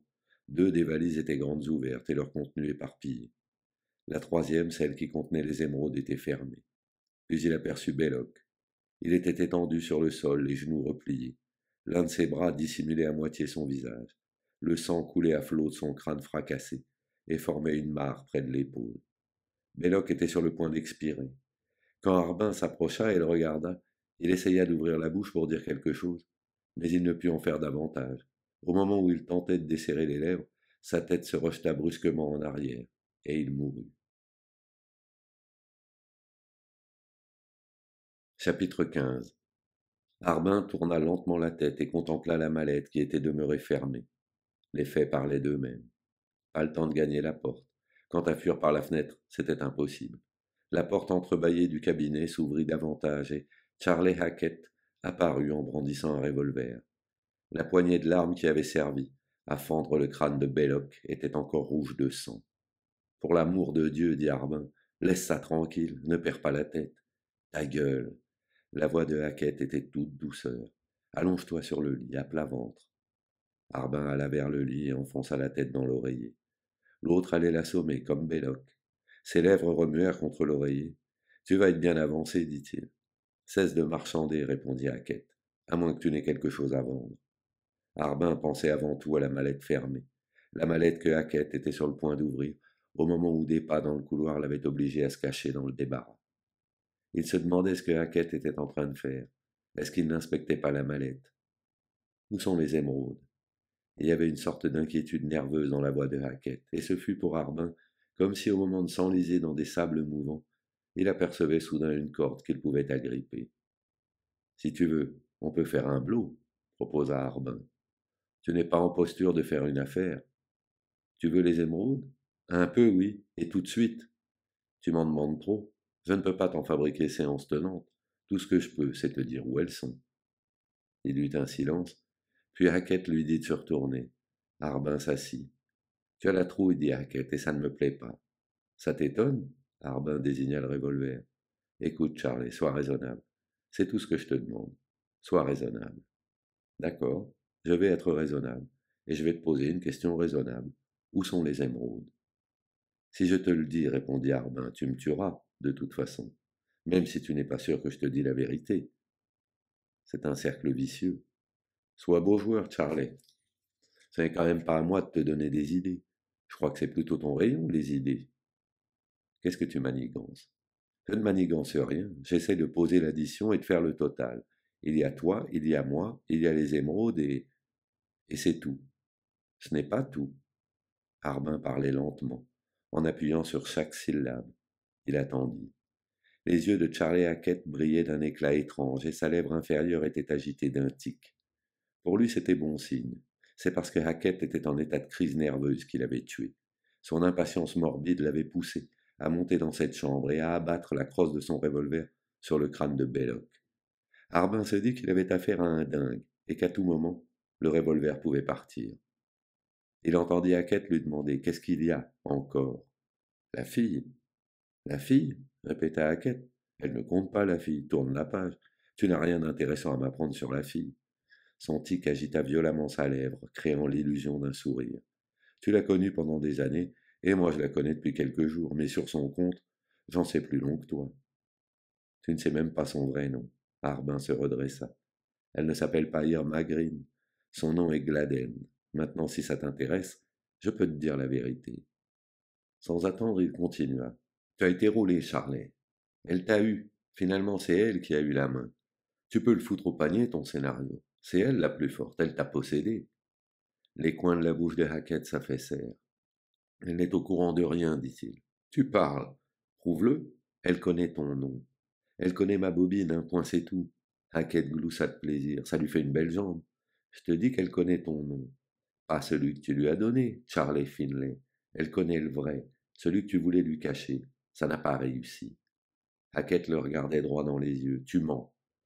Quelquefois, admis Harbin, mais pas en ce moment. Je te dis que Gladden sait tout. Je ne sais pas comment elle s'y est prise. Elle a toujours une longueur d'avance sur tout le monde, une vraie sorcière. Moi aussi, ça m'en bouffe un coin. Hackett se passa la main dans les cheveux. Elle t'a dit que je m'appelais comment? Hackett. Comment a-t-elle su? Dis-moi comment elle a fait. Quand je lui ai posé la question, elle m'a demandé gentiment d'aller lui chercher un verre d'eau. J'y suis donc allé. Je travaille pour elle, tu comprends, Charlie. C'est elle la patronne. C'est elle qui fait la pluie et le beau temps. Tu vois où je veux en venir? Accouche, nom de Dieu, dis-moi comment elle l'a trouvé. Gladden a les émeraudes. Derrière le canon du revolver, le visage de Hackett devint cireux. Il serra les lèvres. Les yeux d'Aigmarine se posèrent sur le revolver, puis sur Harbin. Harbin se demanda combien de temps il lui restait à vivre. Il y avait de grandes chances qu'une minute plus tard, il soit transformé en Maccabée. Il avait pourtant visé juste. Le coup avait porté. Seulement Hackett était dingue et d'humeur meurtrière. Il se demanda s'il avait quelque argument à invoquer. On n'a ni l'un ni l'autre envie de crever, finit-il par dire. Oui, mais c'est moi qui tiens le flingue. Le flingue, c'est un détail, dit Harbin. C'est pas de ça que je parle. Tu as peut-être vu les journaux ce matin? Non. La nuit dernière, sur le Black Horse Pike, on a été arrêté pour excès de vitesse. 3 flics dans une bagnole. L'un de nous était armé, et ils s'en sont aperçus. C'est comme ça que ça a commencé. Quand on a fait le bilan, ça donnait 3 flics transformés en écumoires et un macabre de notre côté. Il désigna Belloc étendu sur le sol. En voilà un deuxième. Tu ne crois pas que ça fait assez de dégâts comme ça? Je veux les émeraudes. C'est un vrai casse-gueule, ces émeraudes. Je m'en fous. Ce n'est sûrement pas moi qui vais essayer de t'empêcher de les prendre. Je ne te crois pas. Hackett se déplaça et braqua son arme contre la poitrine de Harbin. Faut pas me la faire. Tu y tiens toujours à ces émeraudes. Un rictus découvrit les dents de Hackett. Dis que tu y tiens toujours. Non, fit Harbin. Il se rendait compte qu'il se heurtait à un mur. Jamais Hackett ne le croirait. C'est à ce moment précis qu'il perçut un bruit dans le couloir, près de la porte. Hackett tourna la tête et écouta. Quelques instants plus tard, on frappa. Puis tous deux entendirent sa voix. Hackett ouvrit la porte, tout en gardant son revolver braqué sur Harbin. Quand Della entra, son regard se dirigea instantanément vers la tache rouge étalée sur le sol et vers la tête sans vie de Belloc. Elle détourna rapidement les yeux, attendit que Hackett ait refermé la porte, puis le dévisagea. Qu'est-ce qui te prend? Tu es cinglé? Dit-elle d'une voix basse et un peu incertaine. Je n'ai pas pu m'en empêcher, répondit Hackett, les yeux fixés sur la porte. C'est ce qui prouve bien que tu es sonné. Della jeta un coup d'œil rapide à Harbin, puis revint à Hackett. Je t'avais pourtant dit de rester dans ta chambre. Hackett cligna des yeux. J'ai trop attendu, j'en ai eu marre de faire le poireau. C'est moi qui commence à en avoir marre. Della désigna le cadavre. Regarde-moi ça. Non mais je t'en prie, regarde. Cesse de m'incendier. Hackett cligna encore des yeux. Ça aussi j'en ai marre. Il fronça les sourcils. D'abord, qu'est-ce que tu fous là? J'ai essayé de te téléphoner. La voix de Della s'était raffermie. Ça ne répondait pas. Elle considéra encore Belloc étendu sur le plancher. Elle fit un mouvement comme pour toucher le cadavre et, d'un seul coup, tourna sur elle-même et fonça sur Hackett. Mais qu'est-ce que tu fous, espèce d'empafé? Tu dérailles complètement. Je veux en finir avec toute cette histoire. Drôle de façon. Tu veux faire le nettoyage par le vide? Ça te dérange? Je comprends que ça me dérange. Cesse de t'en faire. Hackett lui fit un large sourire. Il semblait soudain très satisfait pour une raison qu'il ne voulut pas préciser tout de suite. Tu as bien fait de venir, dit-il. T'es arrivé au bon moment. Ce que j'aime en toi, Della, c'est que tu arrives toujours au bon moment. Il se tourna vers Arbin et lui adressa aussi un sourire. Dis merci à la dame. Si elle n'était pas venue, tu serais déjà allé rejoindre tes copains. Je le sais, dit Arbin. Il tourna vers Della un visage dénué de toute expression. Merci, madame, dit-il. Hackett continuait à sourire. Il agita son revolver. Encore une fois. Merci, madame. Merci beaucoup. Répète, recommença Hackett. Il se mit à rire. Sa tête se renversait en arrière, et le rire secouait tout son corps. Il riait de plus en plus fort, et ses éclats emplissaient la pièce. Della s'avança vers lui, et le gifla de toutes ses forces. Le rire continua de plus belle. Della le frappa de nouveau. Il menaçait toujours Arbin de son revolver. Della le frappa encore une fois de toutes ses forces, et le rire finit par s'éteindre progressivement. Hackett cligna des yeux. Il secoua plusieurs fois la tête d'un geste lent, comme s'il essayait de reprendre ses esprits. Puis, au bout d'un moment, il regarda Della d'un air malheureux. Elle fit semblant de ne pas le voir. Hackett luttait toujours pour retrouver son état normal. Ses yeux d'aigle marine recouvrèrent leur éclat habituel. Arbin se rendit compte qu'en son fort intérieur, Hackett essayait de se remettre en règle vis-à-vis de lui-même et vis-à-vis de Della. Puis il parla. Le vrai nom de la fille, c'est Gladden. Je vais lui faire une petite visite. En arrivant, je l'appellerai Irma, Irma Green, et en sortant, j'aurai les émeraudes. Il regarda Della. Attends-moi ici. Il se tourna vers Arbin. Toi aussi. Je serai de bon poil tout à l'heure si j'ai les émeraudes, et je te laisserai peut-être mettre les adjas. Mais ne t'y fie pas, je ne promets rien. Arbin pensait à Gladden. Hackett allait maintenant tuer Gladden. Il essaya de ne pas y penser. Il entendit Hackett parler à Della, mais le sens des mots lui échappait. Il n'y avait qu'une chose dont il se rendit nettement compte. Il venait de sauver sa vie, aux dépens de celle de Gladden. Pour échapper à la mort, il avait décidé de recourir à un truc. Et ce truc, c'était Gladden. Il imagina Gladden mourante, Gladden morte. Il ferma les yeux, prisonnier de son idée fixe. Puis il les rouvrit et regarda Della. Cela le rassura. Il se dit que bientôt, il serait seul avec Della. À eux deux, ils trouveraient bien un moyen de tirer Gladden d'affaire avant que Hackett n'arrive à l'atteindre. Il réussirait certainement à trouver un joint. Tout irait bien. Il en était convaincu. Della paraissait plongée dans ses pensées. Hackett lui tendit le revolver. L'expression de Della changea. Hackett se dirigea vers la porte. Della restait immobile, montrant à Arbin un visage comme il ne lui en avait encore jamais vu. Hackett était déjà à la porte. Arbin était perplexe. Il entendit Hackett tourner le loquet. Je n'en ai pas pour longtemps, dit-il. Tâchez de ne pas trop vous ennuyer. La porte s'ouvrit, et Hackett s'en alla. Chapitre 16. Les yeux fixés sur la porte qui venait de se refermer, Arbin entendit les pas de Hackett s'éloigner dans le couloir et l'escalier. Il regarda Della, puis le revolver qu'elle tenait toujours. Il était grand temps pour elle de poser l'arme, mais elle ne paraissait pas du tout disposée à s'en dessaisir. L'expression de son regard demeurait toujours aussi bizarre. Des yeux, il lui demandait pourquoi elle continuait de braquer sur lui le revolver. Mais dans les yeux de la jeune femme, il ne parvenait à lire aucune réponse. C'est parce que nous avions convenu, finit-il par dire. Pourquoi es-tu donc venu ici? Tu as bien entendu ce que j'ai dit à Charlet. J'ai eu un pressentiment. J'ai téléphoné à sa chambre et il n'était pas là. Je ne comprends toujours pas. Il oubliait presque larmes. Comment as-tu pu venir directement ici? Charlet m'avait donné le numéro de la chambre. Arbin détacha son regard du visage de Della et se mit à contempler le mur derrière elle. Je me demande comment Charlet a pu avoir ce numéro. Il t'a suivi jusqu'ici la nuit dernière. Il ne fait pas les choses à moitié. Il ne t'a pas perdu de vue depuis le moment où tu as quitté Gladden jusqu'à ce que tu rentres dans ta chambre. Il est fortiche. Tu te défends bien aussi. Son visage était toujours aussi impassible. Qu'est-ce qui s'est passé? Tu l'as baratiné? Il est venu pour les émeraudes et après avoir tué Belloc, il a ouvert 2 valises. Il était en train d'ouvrir la troisième quand je suis arrivé. Il voulait me tuer aussi. Il fallait absolument que je lui sorte cette idée-là de la tête. Della regarda la mallette fermée. Elles sont là? Demanda-t-elle. Arbin hocha la tête. Il fit un geste pour lui demander d'écarter le canon du revolver. Le revolver ne bougea pas. Sa gorge se serra. Pourquoi fais-tu cela demanda-t-il. Pour que tu restes ici. Tu as peur de Charlet? Charlet n'a rien à voir là-dedans. Alors pourquoi? Je ne veux pas que tu sortes de cette chambre. Mais je ne veux pas te quitter, protesta Harbin. Tout ce que je veux, c'est prévenir Gladden avant que Hackett ne l'ait descendu. C'est ce qu'il va faire si tu m'empêches de sortir. C'est une question de minutes. Charlet aura tout le temps qu'il lui faut, dit lentement Della. Della, je veux qu'il la tue. Harbin se leva et s'éloigna du lit. Il s'approcha d'elle. Le canon du revolver suivit son mouvement. Reste tranquille, dit Della. Si tu bouges, je te descends, et moi après. Harbin se sentit défaillir. Il s'accota contre le rebord du lit. Tu tiens à moi à ce point-là? Tu es tout ce que j'aime. Je te remercie. Il sourit faiblement.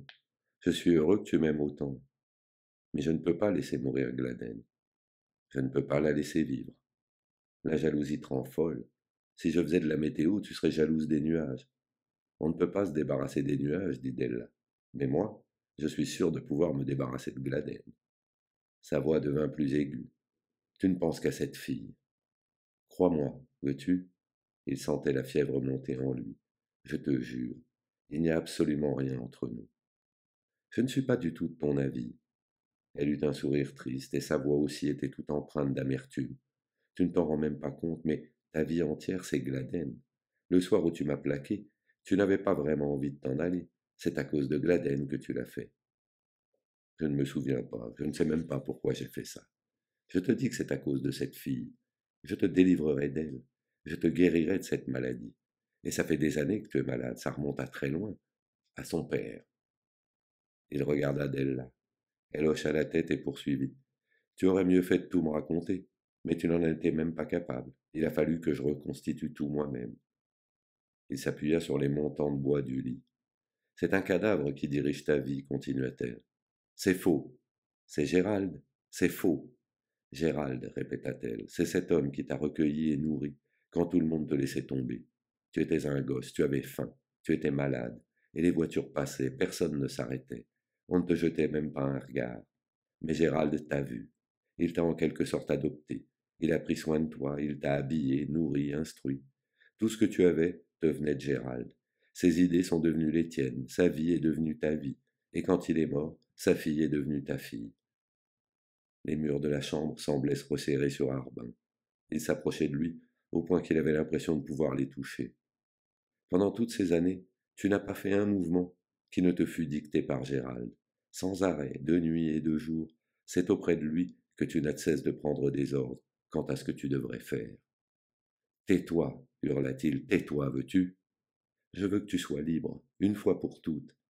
Harbin entendit une voix qui disait réellement, c'est impossible, ce serait trop moche. Il se demanda si c'étaient ses propres lèvres qui avaient articulé ces paroles. Il regarda la porte, il s'en approcha, tandis que le revolver suivait ses mouvements. Il savait, et il n'ignorait pas ce à quoi il s'exposait. Il se dirigea vers la porte. Je vais te tuer, cria Della. Arrête, ou je te descends. Il crut entendre la voix de Gérald, lui ordonner de prendre les émeraudes. Il passa à côté de Della, prit la mallette et gagna la porte. Gérald lui disait de faire vite. La porte était devant lui. Il sentait la menace du revolver, mais en même temps il entendit un sanglot derrière lui, et puis encore un autre, et le bruit du revolver qui tombait sur le plancher. La porte s'était refermée derrière son dos. Il traversa le couloir, poursuivi par le bruit des sanglots. Puis Gérald lui ordonna de dévaler l'escalier et de voler au secours de Gladden. Chapitre 17. Quand il s'approcha de l'hôtel, il aperçut une foule de gens sur la plage, pour la plupart en maillot de bain. Le sable, d'un jaune blanchâtre, brillait au soleil. Sous l'effet de la chaleur intense, l'océan calme et plat ressemblait à une plaque de tôle verte surchauffée. Les vagues étaient courtes et faisaient leur travail sans grand enthousiasme. Les baigneurs ne se déplaçaient dans l'eau qu'avec lenteur. Le bain ne paraissait leur apporter qu'un soulagement minime. L'eau était chaude, gluante et salie par l'orage de la nuit du samedi. Mais il aurait tout de même aimé se trouver parmi les nageurs. Il espérait pouvoir prendre un bain avec Gladden avant de quitter Atlantic City. Il se cramponna à cette pensée optimiste, tandis qu'il pénétrait dans l'hôtel. Le vieux portier était toujours installé à son bureau. Harbin s'approcha, sourit, et lui demanda: Ça ne vous arrive donc jamais de dormir? Je prends des acomptes par-ci par-là. Le vieux grattait l'ongle de son pouce avec la pointe d'une plume. Harbin déposa la mallette sur le sol. Je voudrais voir Miss Green. Le vieux continua son manège. On n'a jamais vu une chaleur pareille à cette époque de l'année, dit-il en regardant Harbin. Si ça continue, on va griller vif.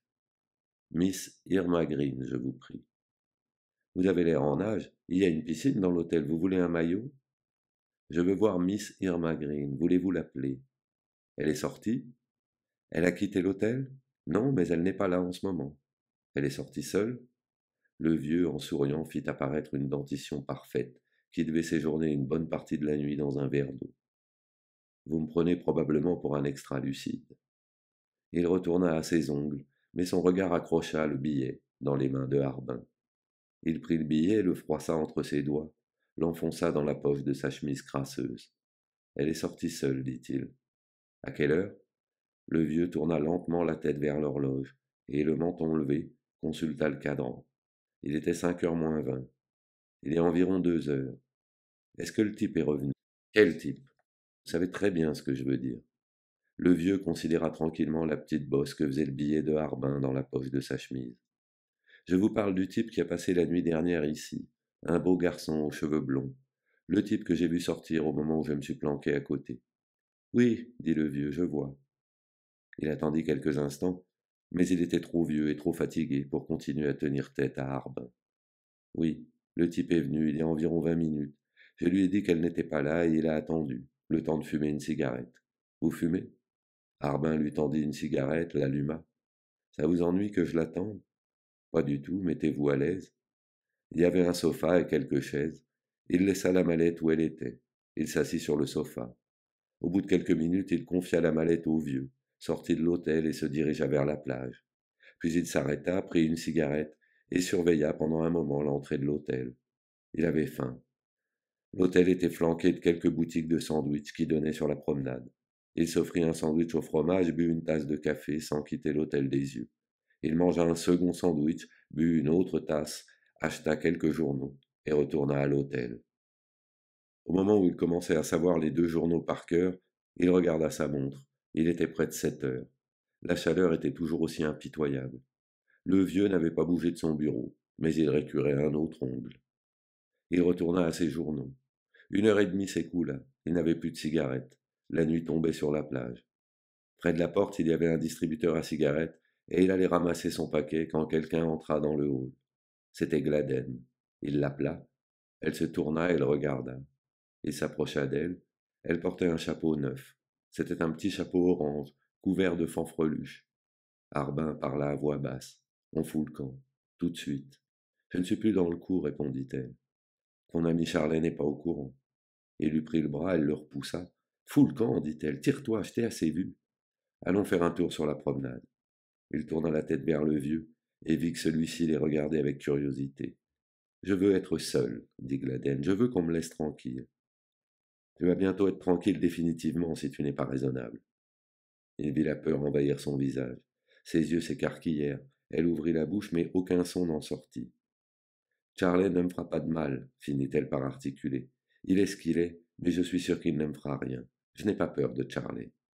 Tu n'as pas peur? Tu es verte.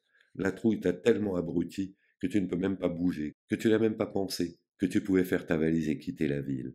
Tout ce que tu as été capable de faire, ça a été de vadrouiller sur la plage et de t'acheter un chapeau. Il alla trouver le vieux portier, lui donna un pourboire et prit la mallette. Gladden regarda la mallette. Harbin sourit, hocha la tête et l'entraîna hors de l'hôtel vers la plage. Il faisait toujours très chaud, mais la brise se levait sur l'océan. Les lumières de la promenade formaient comme un collier de boules dorées, sur fond noir. Mon bras, gémit-elle. Il se rendit compte qu'il était inconsciemment en train d'étreindre le bras de Gladden. Il la lâcha. En face, à 1500 mètres, les lumières de la jetée l'aveuglèrent et il cligna des yeux. Harbin entendait ses propres pas et ceux de Gladden résonner sur les planches. Une foule de gens, attiré par la fraîcheur de la brise, marchait près d'eux, et il en tira une sorte de réconfort.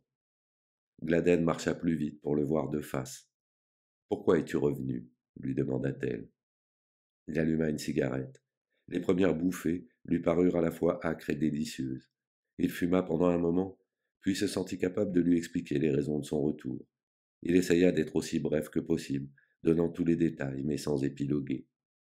Quand il eut terminé, ils étaient à mi-chemin de la jetée. Il sourit faiblement aux lumières, aux gens, et attendit la réponse de Gladden. Elle se taisait. Merci, dit-elle au bout d'un moment. Je te remercie d'être venu.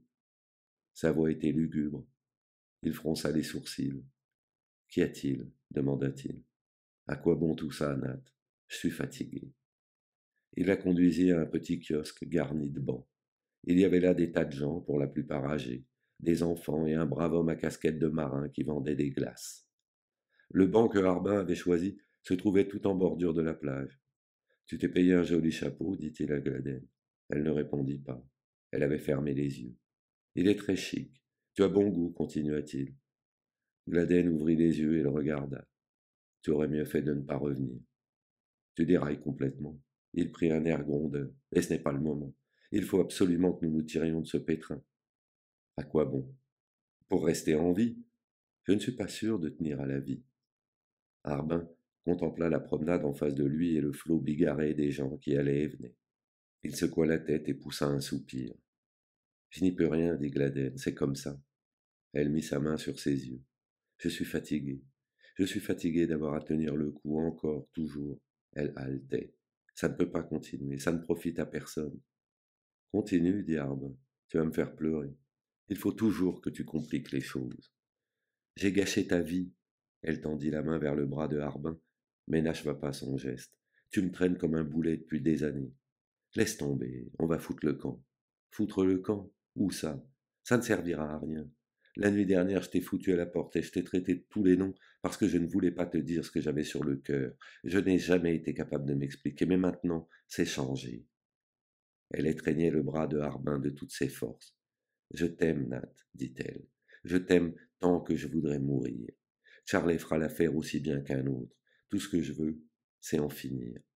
Elle détourna son visage. La vie est trop vache. Il essaya de se débarrasser de l'aveu qui lui gonflait la gorge. Tu ne devrais pas parler comme ça. Il se creusait la tête pour trouver un moyen de la réconforter. Je t'ai fait passer un sale moment. Ce n'est pas ta faute, Nat. Elle lâcha le bras de Harbin. Je savais bien qu'on n'avait pas besoin de moi. Et qu'est-ce que j'ai fait? Je me suis cramponné comme une sangsue. Je n'ai jamais été autre chose qu'une sangsue. Et le seul service que je puisse te rendre, c'est de crever. Il restait immobile, vide de pensée. En lui se faisait le silence total qui précède un tir de barrage. Et d'un seul coup tout se déclencha. Il aimait Gladden. Il se jeta à corps perdu dans cette idée. Il la prit dans ses bras. Je ne veux pas te perdre, dit-il. Je veux que tu restes près de moi. Abasourdi, ébloui, Gladden cherchait les yeux de Harbin. La douceur de sa voix apaisa le tumulte intérieur de Harbin. Tu m'aimes? Tu m'aimes, je le sens. Oui, je t'aime, Gladden. Et d'un seul coup, il comprit. C'était Gérald qui venait de l'obliger à prendre Gladden dans ses bras, à lui dire qu'il l'aimait. Chapitre 18. La brise de l'océan s'est élevée, attirant une foule joyeuse sur la promenade.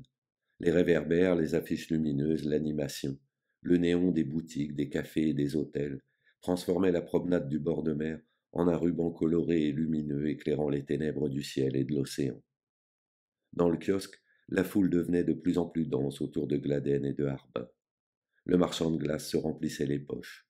Des concurrents arrivaient déjà à la rescousse. Les gens s'asseyaient, suçaient leur glace et s'emplissaient les poumons d'air salé.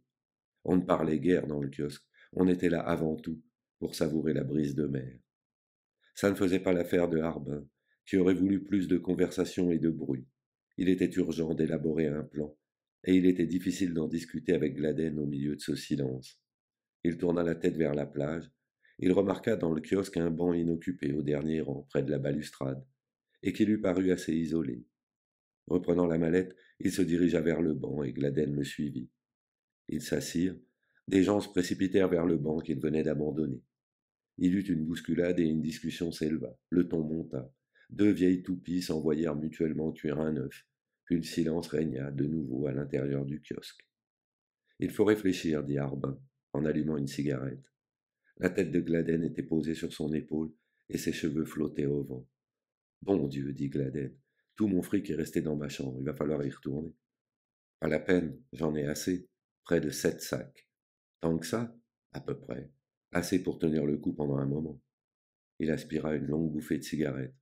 Le problème, ça va être de se déplacer. Il regarda le ciel. Les étoiles scintillaient et la lune était pleine. Il eut l'impression d'avoir une carte sous les yeux. Gladden et lui se déplaçaient d'étoile en étoile, cherchant leur chemin. Le chemin était long et ne conduisait nulle part. Brusquement, la carte céleste lui parut sinistre, et il cessa de la contempler. Il n'y avait pas de solution de ce côté-là non plus. Sa tête était vide de pensées. Il lui fallait réfléchir, et il n'y parvenait pas. Se forcer ne servirait à rien. Il décida de laisser courir. Les cars, dit Gladden. Je ne crois pas qu'ils feront surveiller les cars. Ils font tout surveiller. Excuse-moi, dit Gladden, je ne suis pas très à la page. Moi non plus. Il jeta un coup d'œil à la mallette. Tu as la trouille demanda-t-elle. Bien sûr, j'ai la trouille. On s'en sortira. Ne te fais pas trop d'illusions, je ne suis pas tranquille. Je comprends ça, dit Gladden. Hier, le massacre du Black Horse Pike, aujourd'hui Belloc. Ce dont je suis certain, c'est que ce n'est pas notre faute. Je n'ai jamais voulu la mort de ces flics, ni celle de Domer. J'aurais voulu aussi que Belloc vive. Bon Dieu. Elle lui fit signe de parler plus bas. Je n'ai jamais voulu la mort de personne. Il regarda fixement devant lui, les promeneurs assis sous le kiosque, ceux qui déambulaient sur les planches de la promenade, et les montrant d'un geste, il reprit. Je te jure que je n'ai rien contre ces gens-là. Regarde-les. Je les aime bien. Pourtant je sais qu'ils me détestent. Ils ne savent même pas que tu existes. Ils le sauront quand on sera pris. C'est là que ça commence, quand on est bouclé. Il n'y a que là qu'ils se rendent compte qu'on existe, et à quel point ils sont honnêtes, et à quel point nous, on est salauds. On n'est pas des salauds, dit Gladden. Si, pas des vrais. Gladden le regardait dans les yeux. Et moi je te dis qu'on est des pourris. Mais pas aussi pourris qu'ils le disent, pas à ce point-là. Essaie de leur expliquer. Mais on n'a pas besoin de leur expliquer. Elle caressa la main de Harbin. Il n'y a qu'à se planquer. Si on ne nous prend pas, ils ne sauront jamais. Mais nous, on saura. Écoute, Nat. Nous savons que nous n'avons fait de mal à personne, pas plus aujourd'hui qu'hier soir. Jamais. Ils peuvent dire ce qu'ils veulent. Nous savons que ce n'est pas vrai. Nous ne pouvons pas le prouver. Mais suppose qu'on puisse. Que veux-tu dire? Elle le regardait avec inquiétude. Ça vaut toujours le coup d'essayer, dit-il. Ce n'est pas le moment de poser des devinettes, Nat. Explique-toi. On peut toujours aller trouver les flics. Tu y penses vraiment? Il opina de la tête. Qu'est-ce qui a bien pu te mettre ça dans la tête? Je ne sais pas. Alors cesse d'y penser. Je ne peux pas, dit-il. Je ne vois pas d'autre solution. Ça ne nous servira à rien. Je n'en sais rien. Je t'en prie, dit-elle, c'est de la folie. Je ne peux pas m'en empêcher. Je ne voudrais pas te faire de peine, mais je crois que c'est la seule solution désormais. Je ne marche pas. Il lui prit les mains et les serra bien fort dans les siennes. Écoute, dit-il. Je vais te dire quelque chose et je veux que tu m'écoutes attentivement. Ses mains se crispèrent. Du menton, il lui montra la foule de gens qui allaient et venaient. Regarde-les. Regarde bien leurs figures. Ils ne savent pas ce que c'est de se faire vraiment du souci. Regarde-les marcher, ils se promènent et c'est tout. Mais toi et moi, quand nous nous promenons, c'est comme si on marchait dans un tunnel, sans savoir où il commence ni où il finit. Je veux m'en sortir. J'en ai marre. Elle ferma les yeux. Elle ne trouvait rien à répondre. Écoute, dit-il. Écoute-moi bien, comme si on était en train de préparer un coup. Mais c'est plus clair qu'un plan, et ça nous rapportera davantage. Essaie de m'écouter. On va y aller. On va se rendre. Je te garantis que ça marchera. Ils vont commencer par rien piger, mais je suis sûr que ça prendra. On leur expliquera tout. On leur prouvera qu'on aurait pu se tirer et leur donner du fil à retordre pour nous courir après. On leur dira qu'on vient leur épargner le travail. Ce sera du tout cuit pour eux. L'affaire du Pike et le cadavre de Belloc dans la chambre d'hôtel. Mais surtout le Pike. Quand les macabres sont des flics, les collègues font des heures supplémentaires. On leur annoncera exactement ce qui s'est passé, et ils auront l'impression que, sans nous, ils n'auraient jamais eu le fin mot de l'histoire. On leur rendra les émeraudes, ça arrangera nos affaires. Peut-être que ça se passera très bien pour nous. Peut-être, dit-elle. Toujours des peut-être. Mais on n'en sait rien. J'en suis sûr, insista-t-il. Ils nous laisseront en paix. Oui, dans la paix des cimetières. Si nous, tout à l'heure c'était des peut-être, maintenant c'est des si, interrompit-elle. Je ne peux rien te garantir, mais je pense sincèrement que si nous leur rendons les émeraudes, ils nous relâcheront en un rien de temps. Gladden s'écarta légèrement et le considéra d'un air détaché, comme si elle le dévisageait du haut d'une estrade. Tu me dis ça, mais tu ne crois pas un mot de ce que tu racontes. Tu sais très bien qu'on y restera. Il ne trouva rien à répondre. Elle continua. Je sais ce que tu vas faire. Je te connais. Tu vas tout prendre à ton compte. Il haussa les épaules. Je trinquerai de toute façon. Tu mens. Tu feras ton possible pour t'enfoncer davantage. Elle se pencha vers lui, pour me blanchir. Et ce n'est pas la seule raison, il y en a une autre. Il la regarda avec inquiétude. Tu ne seras content que quand ils t'auront mis en tôle. Tu crèves d'envie d'être en tôle, et le plus longtemps possible. Il détourna la tête. Cesse donc de dire des conneries. Nat, regarde-moi. Ne dis pas de conneries et je te regarderai. Tu sais très bien que c'est vrai. Il essaya de parler, mais sa gorge était serrée et il n'en sortit aucun son. Il comprit qu'il avait perdu la partie. Il tourna de nouveau la tête dans sa direction. Son regard la fit frissonner. Il essaya de se dominer, de chasser ce qu'il pouvait y avoir d'inquiétant dans son regard. Elle frissonna encore. Je t'en prie, dit-elle, calme-toi. Essaie de mettre un peu d'ordre dans tes pensées. Je suis très calme, dit-il. Je sais que je suis bon pour la tôle. Il est grand temps. Je ne suis qu'un bon Dieu d'enfant de salaud, et il arrive ce qui devait arriver. C'est tout. D'accord. La voix de Gladden était douce, presque tendre. Comme tu voudras. On trinquera ensemble. Il la regarda, attendit, tout en se demandant vraiment quoi. Puis il se rendit compte progressivement que ce qu'il guettait chez elle, c'était un signe de défaillance. Mais elle se contenta de pousser un soupir. On aurait dit un soupir de soulagement.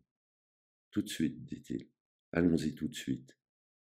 Il lui prit la main pour l'aider à se lever du banc. Mais il s'aperçut alors qu'elle ne le regardait même pas.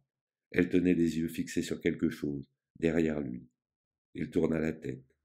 Il vit le revolver, et au-dessus de l'arbre, esquissant un sourire, le visage satisfait de Charley. Chapitre 19. C'était arrivé, pensait Harbin, exactement comme surgit une tempête, et le sinistre processus avait été celui de toutes ses autres mésaventures. Harbin savait que les yeux d'Aigmarine les avaient suivis depuis l'hôtel tout le long de la promenade et les avaient guettés sous le kiosque. Là, Charlet avait attendu le moment propice. L'occasion venait de se présenter. Le canon du revolver dépassait à peine, juste ce qu'il fallait pour manifester sa présence. Puis Charlet le remit sous sa veste. Il n'y avait plus qu'une petite bosse, là où le canon gonflait le tissu. Charlet était appuyé contre la balustrade. Il se déplaça insensiblement vers les marches conduisant à la plage. Suivez-moi, dit Charlet, et n'oubliez pas la mallette. Harbin comprit que Hackett était encore au bord de la crise et qu'il fallait obéir. Gladden l'interrogea du regard. Il lui sourit, haussa les épaules, empoigna la mallette et la suivit dans l'escalier. Charlet descendait à reculons pour ne pas les perdre de vue. Ils étaient maintenant sur la plage. Charlet passa derrière eux. Allons nous balader, dit Charlet. Allons jeter un coup d'œil à l'océan. La lune jetait une lueur bleuâtre sur la masse sombre de la mer. De petites mottes de sable doux et ferme s'écrasaient sous leurs pieds. Le bruit morne et grave de l'océan se mêlait à la rumeur de la foule sur la promenade. Ils s'approchaient de la zone de sable humide. Quand ils atteignirent le bord de l'eau, le brouhaha des promeneurs s'était estompé. Ils étaient loin de tout. Demi-tour, ordonna Charley. Ils lui firent face et virent briller le canon du revolver. Charley fit un geste avec son arme. Pose la mallette là. Harbin posa la mallette sur le sable. Charley la ramassa, la soupesa, hocha la tête et la rendit à Harbin. Ouvre-la, dit-il. Le revolver se rapprocha de Harbin. Il défit la courroie et souleva le couvercle. Une flamme verte jaillit et se refléta dans les yeux de Charley.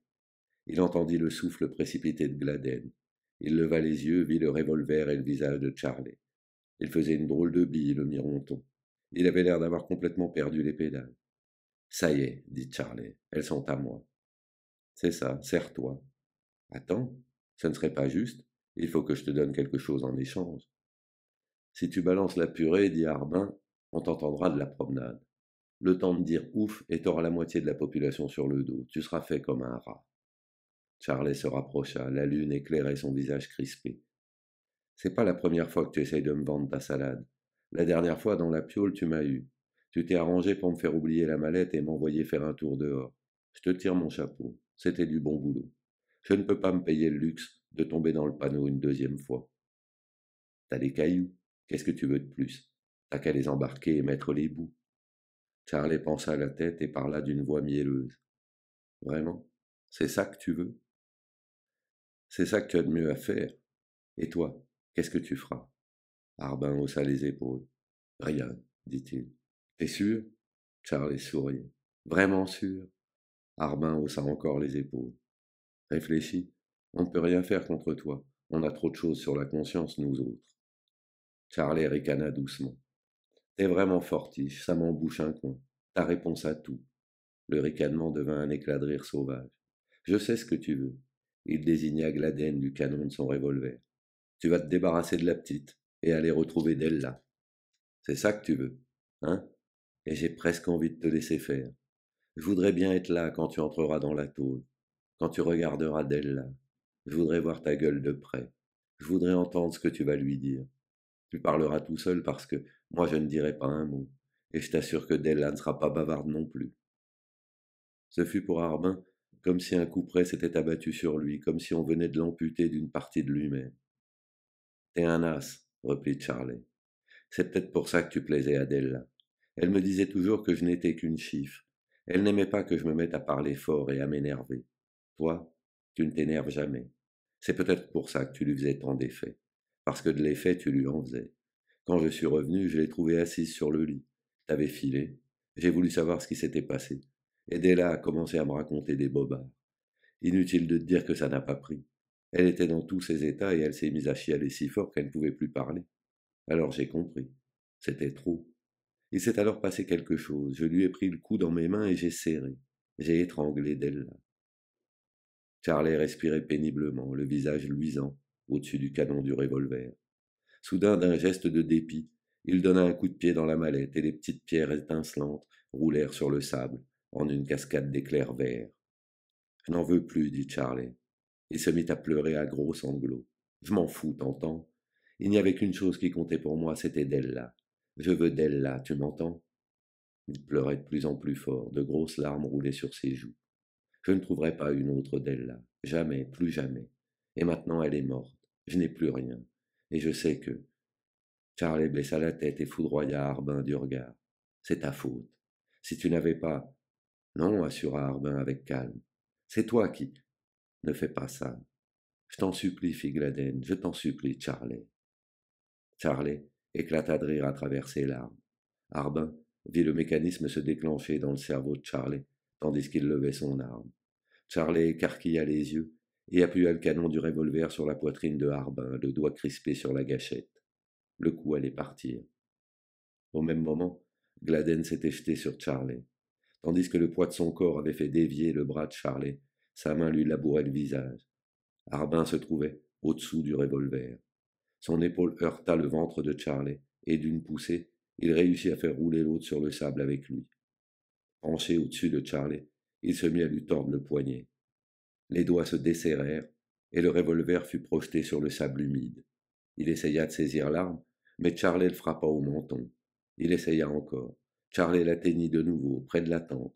À la troisième tentative, Charlie lui mit les mains autour du cou et serra. Harbin essaya de se dégager. La veine jugulaire battait à coups précipités sous les pouces de Charlie.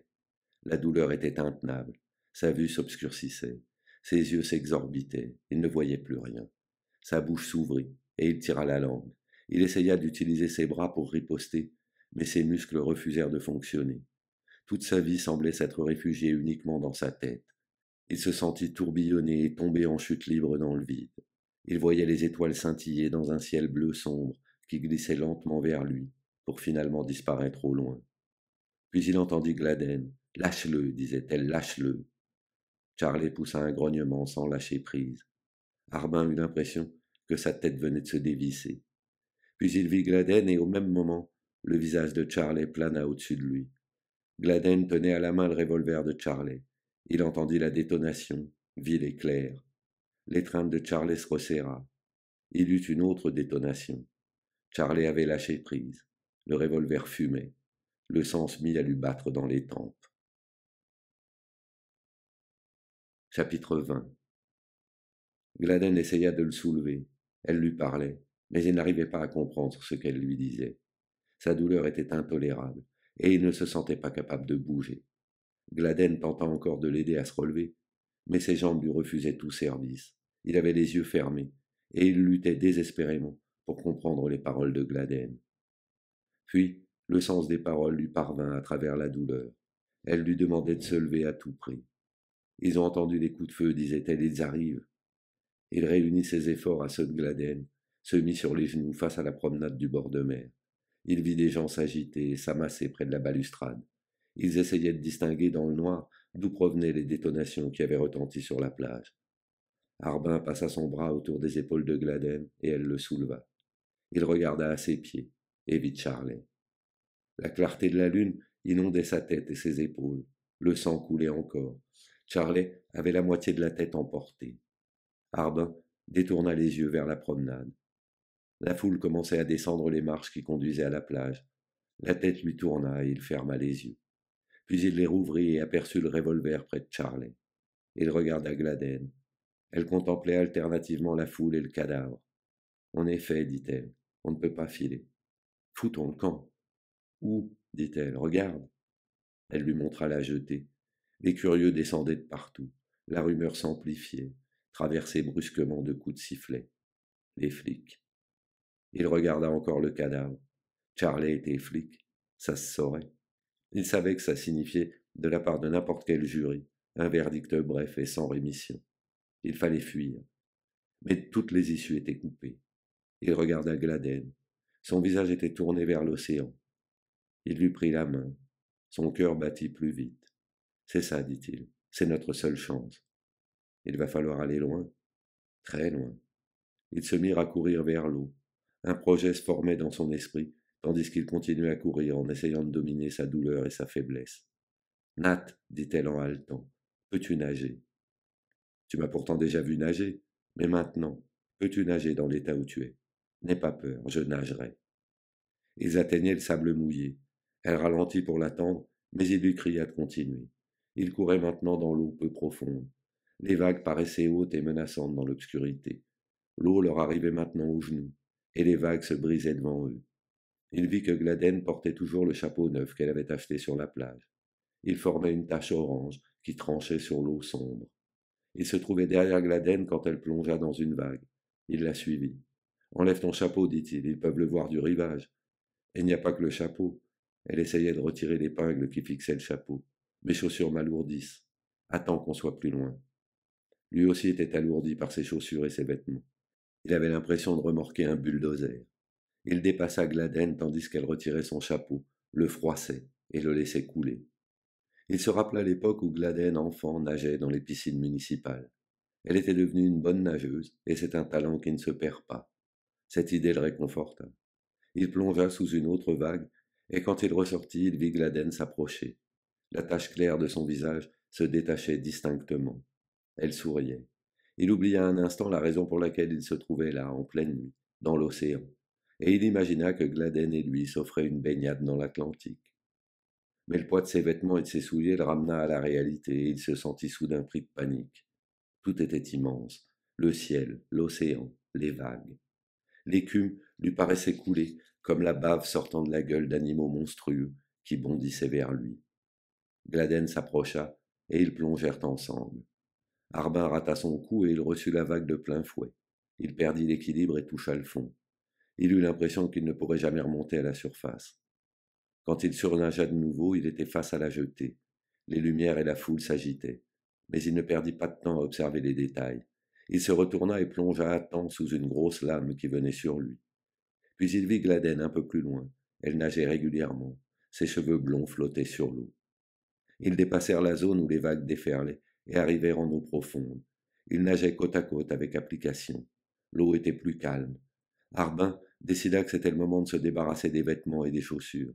Arrête-toi, dit-il. Comment te sens-tu? Ça va. Enlève tes frusques.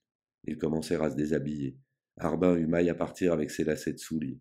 Il coula en essayant de se débarrasser de ses chaussures, puis en vint à bout. Il enleva ses vêtements, sortit son portefeuille de sa poche, en retira les billets qu'il glissa au fond de ses chaussettes. Il se sentait rassuré par le contact du papier contre sa jambe. Il n'ignorait pas à quel point ils auraient besoin d'argent quand ils sortiraient de l'eau. Mais quand? Parviendrait-il même, jamais, à s'en tirer? Il se sentit de nouveau envahi par la peur. Il essaya de ne pas se laisser aller. Il se persuada que tout irait bien. Il regarda Gladène. Elle souriait. C'était, lui semblait-il, le même sourire que tout à l'heure, au moment où il luttait contre les vagues. Mais d'un seul coup, il comprit que quelque chose n'allait pas. Ce n'était pas un sourire. Ça ressemblait plutôt à une grimace. Gladène, appela-t-il. Oui. Qu'est-ce qui ne va pas? Ça va bien. Dis-moi ce qui ne va pas. Je te dis qu'il n'y a rien. Fatigué? Pas du tout. Le visage de Gladène montait et descendait sur l'eau. Elle souriait toujours. Gladène, dit-il, écoute-moi. Il nagea vers elle. On s'en sortira. Bien sûr. On en a pour un moment. Il va falloir aller loin. Très loin, dit-elle. Ils vont peut-être faire des recherches en mer, assez loin du rivage. Oui, je sais. Quand nous serons assez loin, dit-il, nous nagerons parallèlement à la côte pendant un bout de temps, et puis on essaiera de se rapprocher. J'ai compris. On sortira de l'eau dans un endroit tranquille. C'est ça, dit-elle. J'ai le fric sur moi, dans mes chaussettes. Tant qu'on a de l'argent, il n'y a rien à craindre. Il y en a assez pour voir venir. Quand on sera arrivé sur la côte, dit Gladène, il n'y en a plus pour longtemps. Tu crois? Le sourire faiblit un instant. J'en suis sûr. Il faut économiser nos forces. Il n'y a plus qu'à prendre notre temps. Je suis tout à fait en forme, reprit-elle. Son sourire s'accentua. Il doit y avoir un drôle de populo sur la plage en ce moment. Tu parles? Il était tenté de regarder du côté du rivage, mais un pressentiment l'avertissait de n'en rien faire. Il ne voulait pas que Gladène pût se rendre compte de la distance. Ils doivent être tous en train de regarder Charlie. Ils s'imaginent peut-être qu'il s'est fait sauter le caisson. C'est une veine, dit-elle. Ça nous arrange. Je suis content que tu ne sois pas fatigué. Maintenant écoute, Gladène. Quoi? Dès que tu seras fatigué, tu me le diras. Hein? D'accord, dit Gladène, je te le dirai. Je ne blague pas. Il s'approcha d'elle et la regarda attentivement. Il faut absolument que tu me préviennes. On a une drôle de trotte à faire. D'accord, dit-elle. Allons-y. Ils se remirent à nager. Ça allait mieux maintenant qu'ils étaient débarrassés de leurs vêtements. Ils avançaient dans l'eau calme et s'enfonçaient dans les ténèbres. Chapitre 21. Tout en surveillant Gladène qui nageait devant lui, Harbin commença à penser à Della. Au début, il ne s'en rendit même pas compte, il se trouvait simplement qu'elle flottait devant ses yeux et accaparait ses pensées. Della n'était pas une fille comme les autres, et pourtant, elle ne demandait pas grand-chose à la vie. Tout ce qu'elle voulait, c'était passer ses jours en compagnie de Harbin dans la petite maison de la colline. Les cheveux blonds de Gladène qui nageaient devant lui chassèrent la vision de Della. Il lutta pour la retenir dans son esprit, mais n'y parvint pas. Il appela Gladène. Elle s'arrêta de nager et l'attendit. Qu'y a-t-il demanda-t-elle. J'ai les bras fatigués. Ce n'était pas vrai. Il n'était pas fatigué. Seule sa gorge le faisait souffrir. Je voudrais te dire quelque chose, dit-il. J'ai complètement changé d'idée au sujet de ce que je t'ai dit tout à l'heure dans le kiosque de la promenade. Tu sais, quand je parlais d'aller trouver les flics, on n'a plus maintenant aucune raison de le faire. On se ferait drôlement assaisonner. Je suis de ton avis. Au lieu de sourire, elle le regardait maintenant d'une drôle de façon. Pourquoi me dis-tu ça? Pour que tu le saches. Elle hocha la tête. T'avais même pas besoin de me le dire. Dis-moi ce qui ne va pas, demanda-t-il. Moi? Rien. Alors pourquoi fais-tu cette tête? Quelle tête? Tu me caches quelque chose. Je ne te cache rien, dit-elle. Pour le moment, nous nageons. Tout à l'heure, nous retournerons sur la côte. Puis soudain, elle se dirigea vers lui et s'accrocha à son cou. Tiens-moi, dit-elle. Il la soutint. Elle pesait de tout son poids sur lui. Ses cheveux humides frôlaient son visage. C'est foutu, dit-elle, à cause de moi. Ce n'est pas vrai, ne dis pas ça. C'est cuit, je te dis. Laisse tomber, n'y pense pas. Impossible, dit Gladène. J'ai l'impression de sentir encore le revolver dans ma main. Si tu n'avais pas tiré, je serais mort à l'heure actuelle. T'avais pas le choix. Je l'ai tué, dit-elle. C'était lui ou moi. Ce n'est pas pour toi que j'ai fait ça, c'était pour moi. Je ne voulais pas te perdre. Ça n'est pas pour toi que je voulais que tu restes vivant, c'était pour moi. C'est pour ça que je l'ai descendu. et c'est pour ça que c'est un assassinat. Tais-toi, je te dis, supplia Harbin. Lâche-moi, Gladden, lâche-moi, hurla-t-elle. Elle se débattit et essaya de le repousser de toutes ses forces. L'eau recouvrit le visage de Harbin. Quand il reprit sa respiration, Gladden s'éloignait rapidement. Elle nageait vite, avec l'énergie du désespoir. Il lui cria d'arrêter. Il savait qu'elle ne pourrait pas tenir cette allure-là très longtemps. Une petite vague lui recouvrit de nouveau le visage, et l'eau de mer lui brûla les yeux. Gladden était maintenant très loin, et bientôt il la perdit de vue. Il hurla. Pas de réponse. Il hurla de nouveau, et essaya de l'apercevoir, mais il ne voyait que la masse obscure du ciel et de l'eau. Il perdit subitement tout sens de l'orientation. Il ne savait plus où il était. Du sommet d'une vague, il aperçut encore le reflet lointain des lumières de la promenade, mais si loin qu'il put à peine y croire. Terrifié à la pensée de la distance énorme qui le séparait du rivage, il détourna les yeux et se remit à appeler Gladden de toutes ses forces. Toujours pas de réponse. Sa voix se répercuta dans le lointain et lui revint comme un écho. Il nageait avec une vigueur accrue. Il fallait à tout prix rattraper Gladden. Elle devait être épuisée. Ses yeux sondaient l'obscurité pour essayer de découvrir la jeune femme. Tout à coup, il entendit un cri venu, semblait-il, de très loin. La voix était faible. Elle l'appelait par son nom. Il comprit qu'elle devait se sentir en danger. Elle avait dû retrouver sa lucidité. Elle lui demandait de se hâter. Elle avait besoin de son aide. Elle était sûrement en train de se noyer. Tout à coup, il aperçut la tache dorée de ses cheveux sur l'océan. Elle apparaissait et disparaissait tandis que, de chaque côté, quelque chose de mince et de blanchâtre battait l'air. Il se précipita en avant, brassant l'eau, dans un dernier sursaut d'énergie. Il fallait essayer d'atteindre Gladden avant qu'elle ne coule, mais il se rendit compte qu'il avait usé ses dernières forces. Il ne voyait plus que les mains de Gladden émergeant de l'eau. Puis plus rien. Elle avait disparu. Il était au-dessus de l'endroit où il l'avait vue pour la dernière fois. Il plongea et s'enfonça dans les ténèbres froides de l'océan sur les traces de Gladden. Il tenait à la retrouver coûte que coûte. Une douleur aiguë lui traversa le crâne. Il aurait voulu fermer les yeux, mais il fallait les garder ouverts pour pouvoir découvrir Gladden.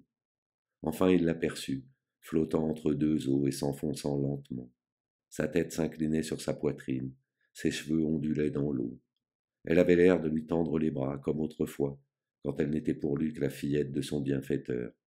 Il parvint à l'atteindre et tenta, dans un ultime sursaut, de la faire remonter avec lui à la surface. Mais c'était trop tard, et ils coulèrent ensemble dans les profondeurs. Fin.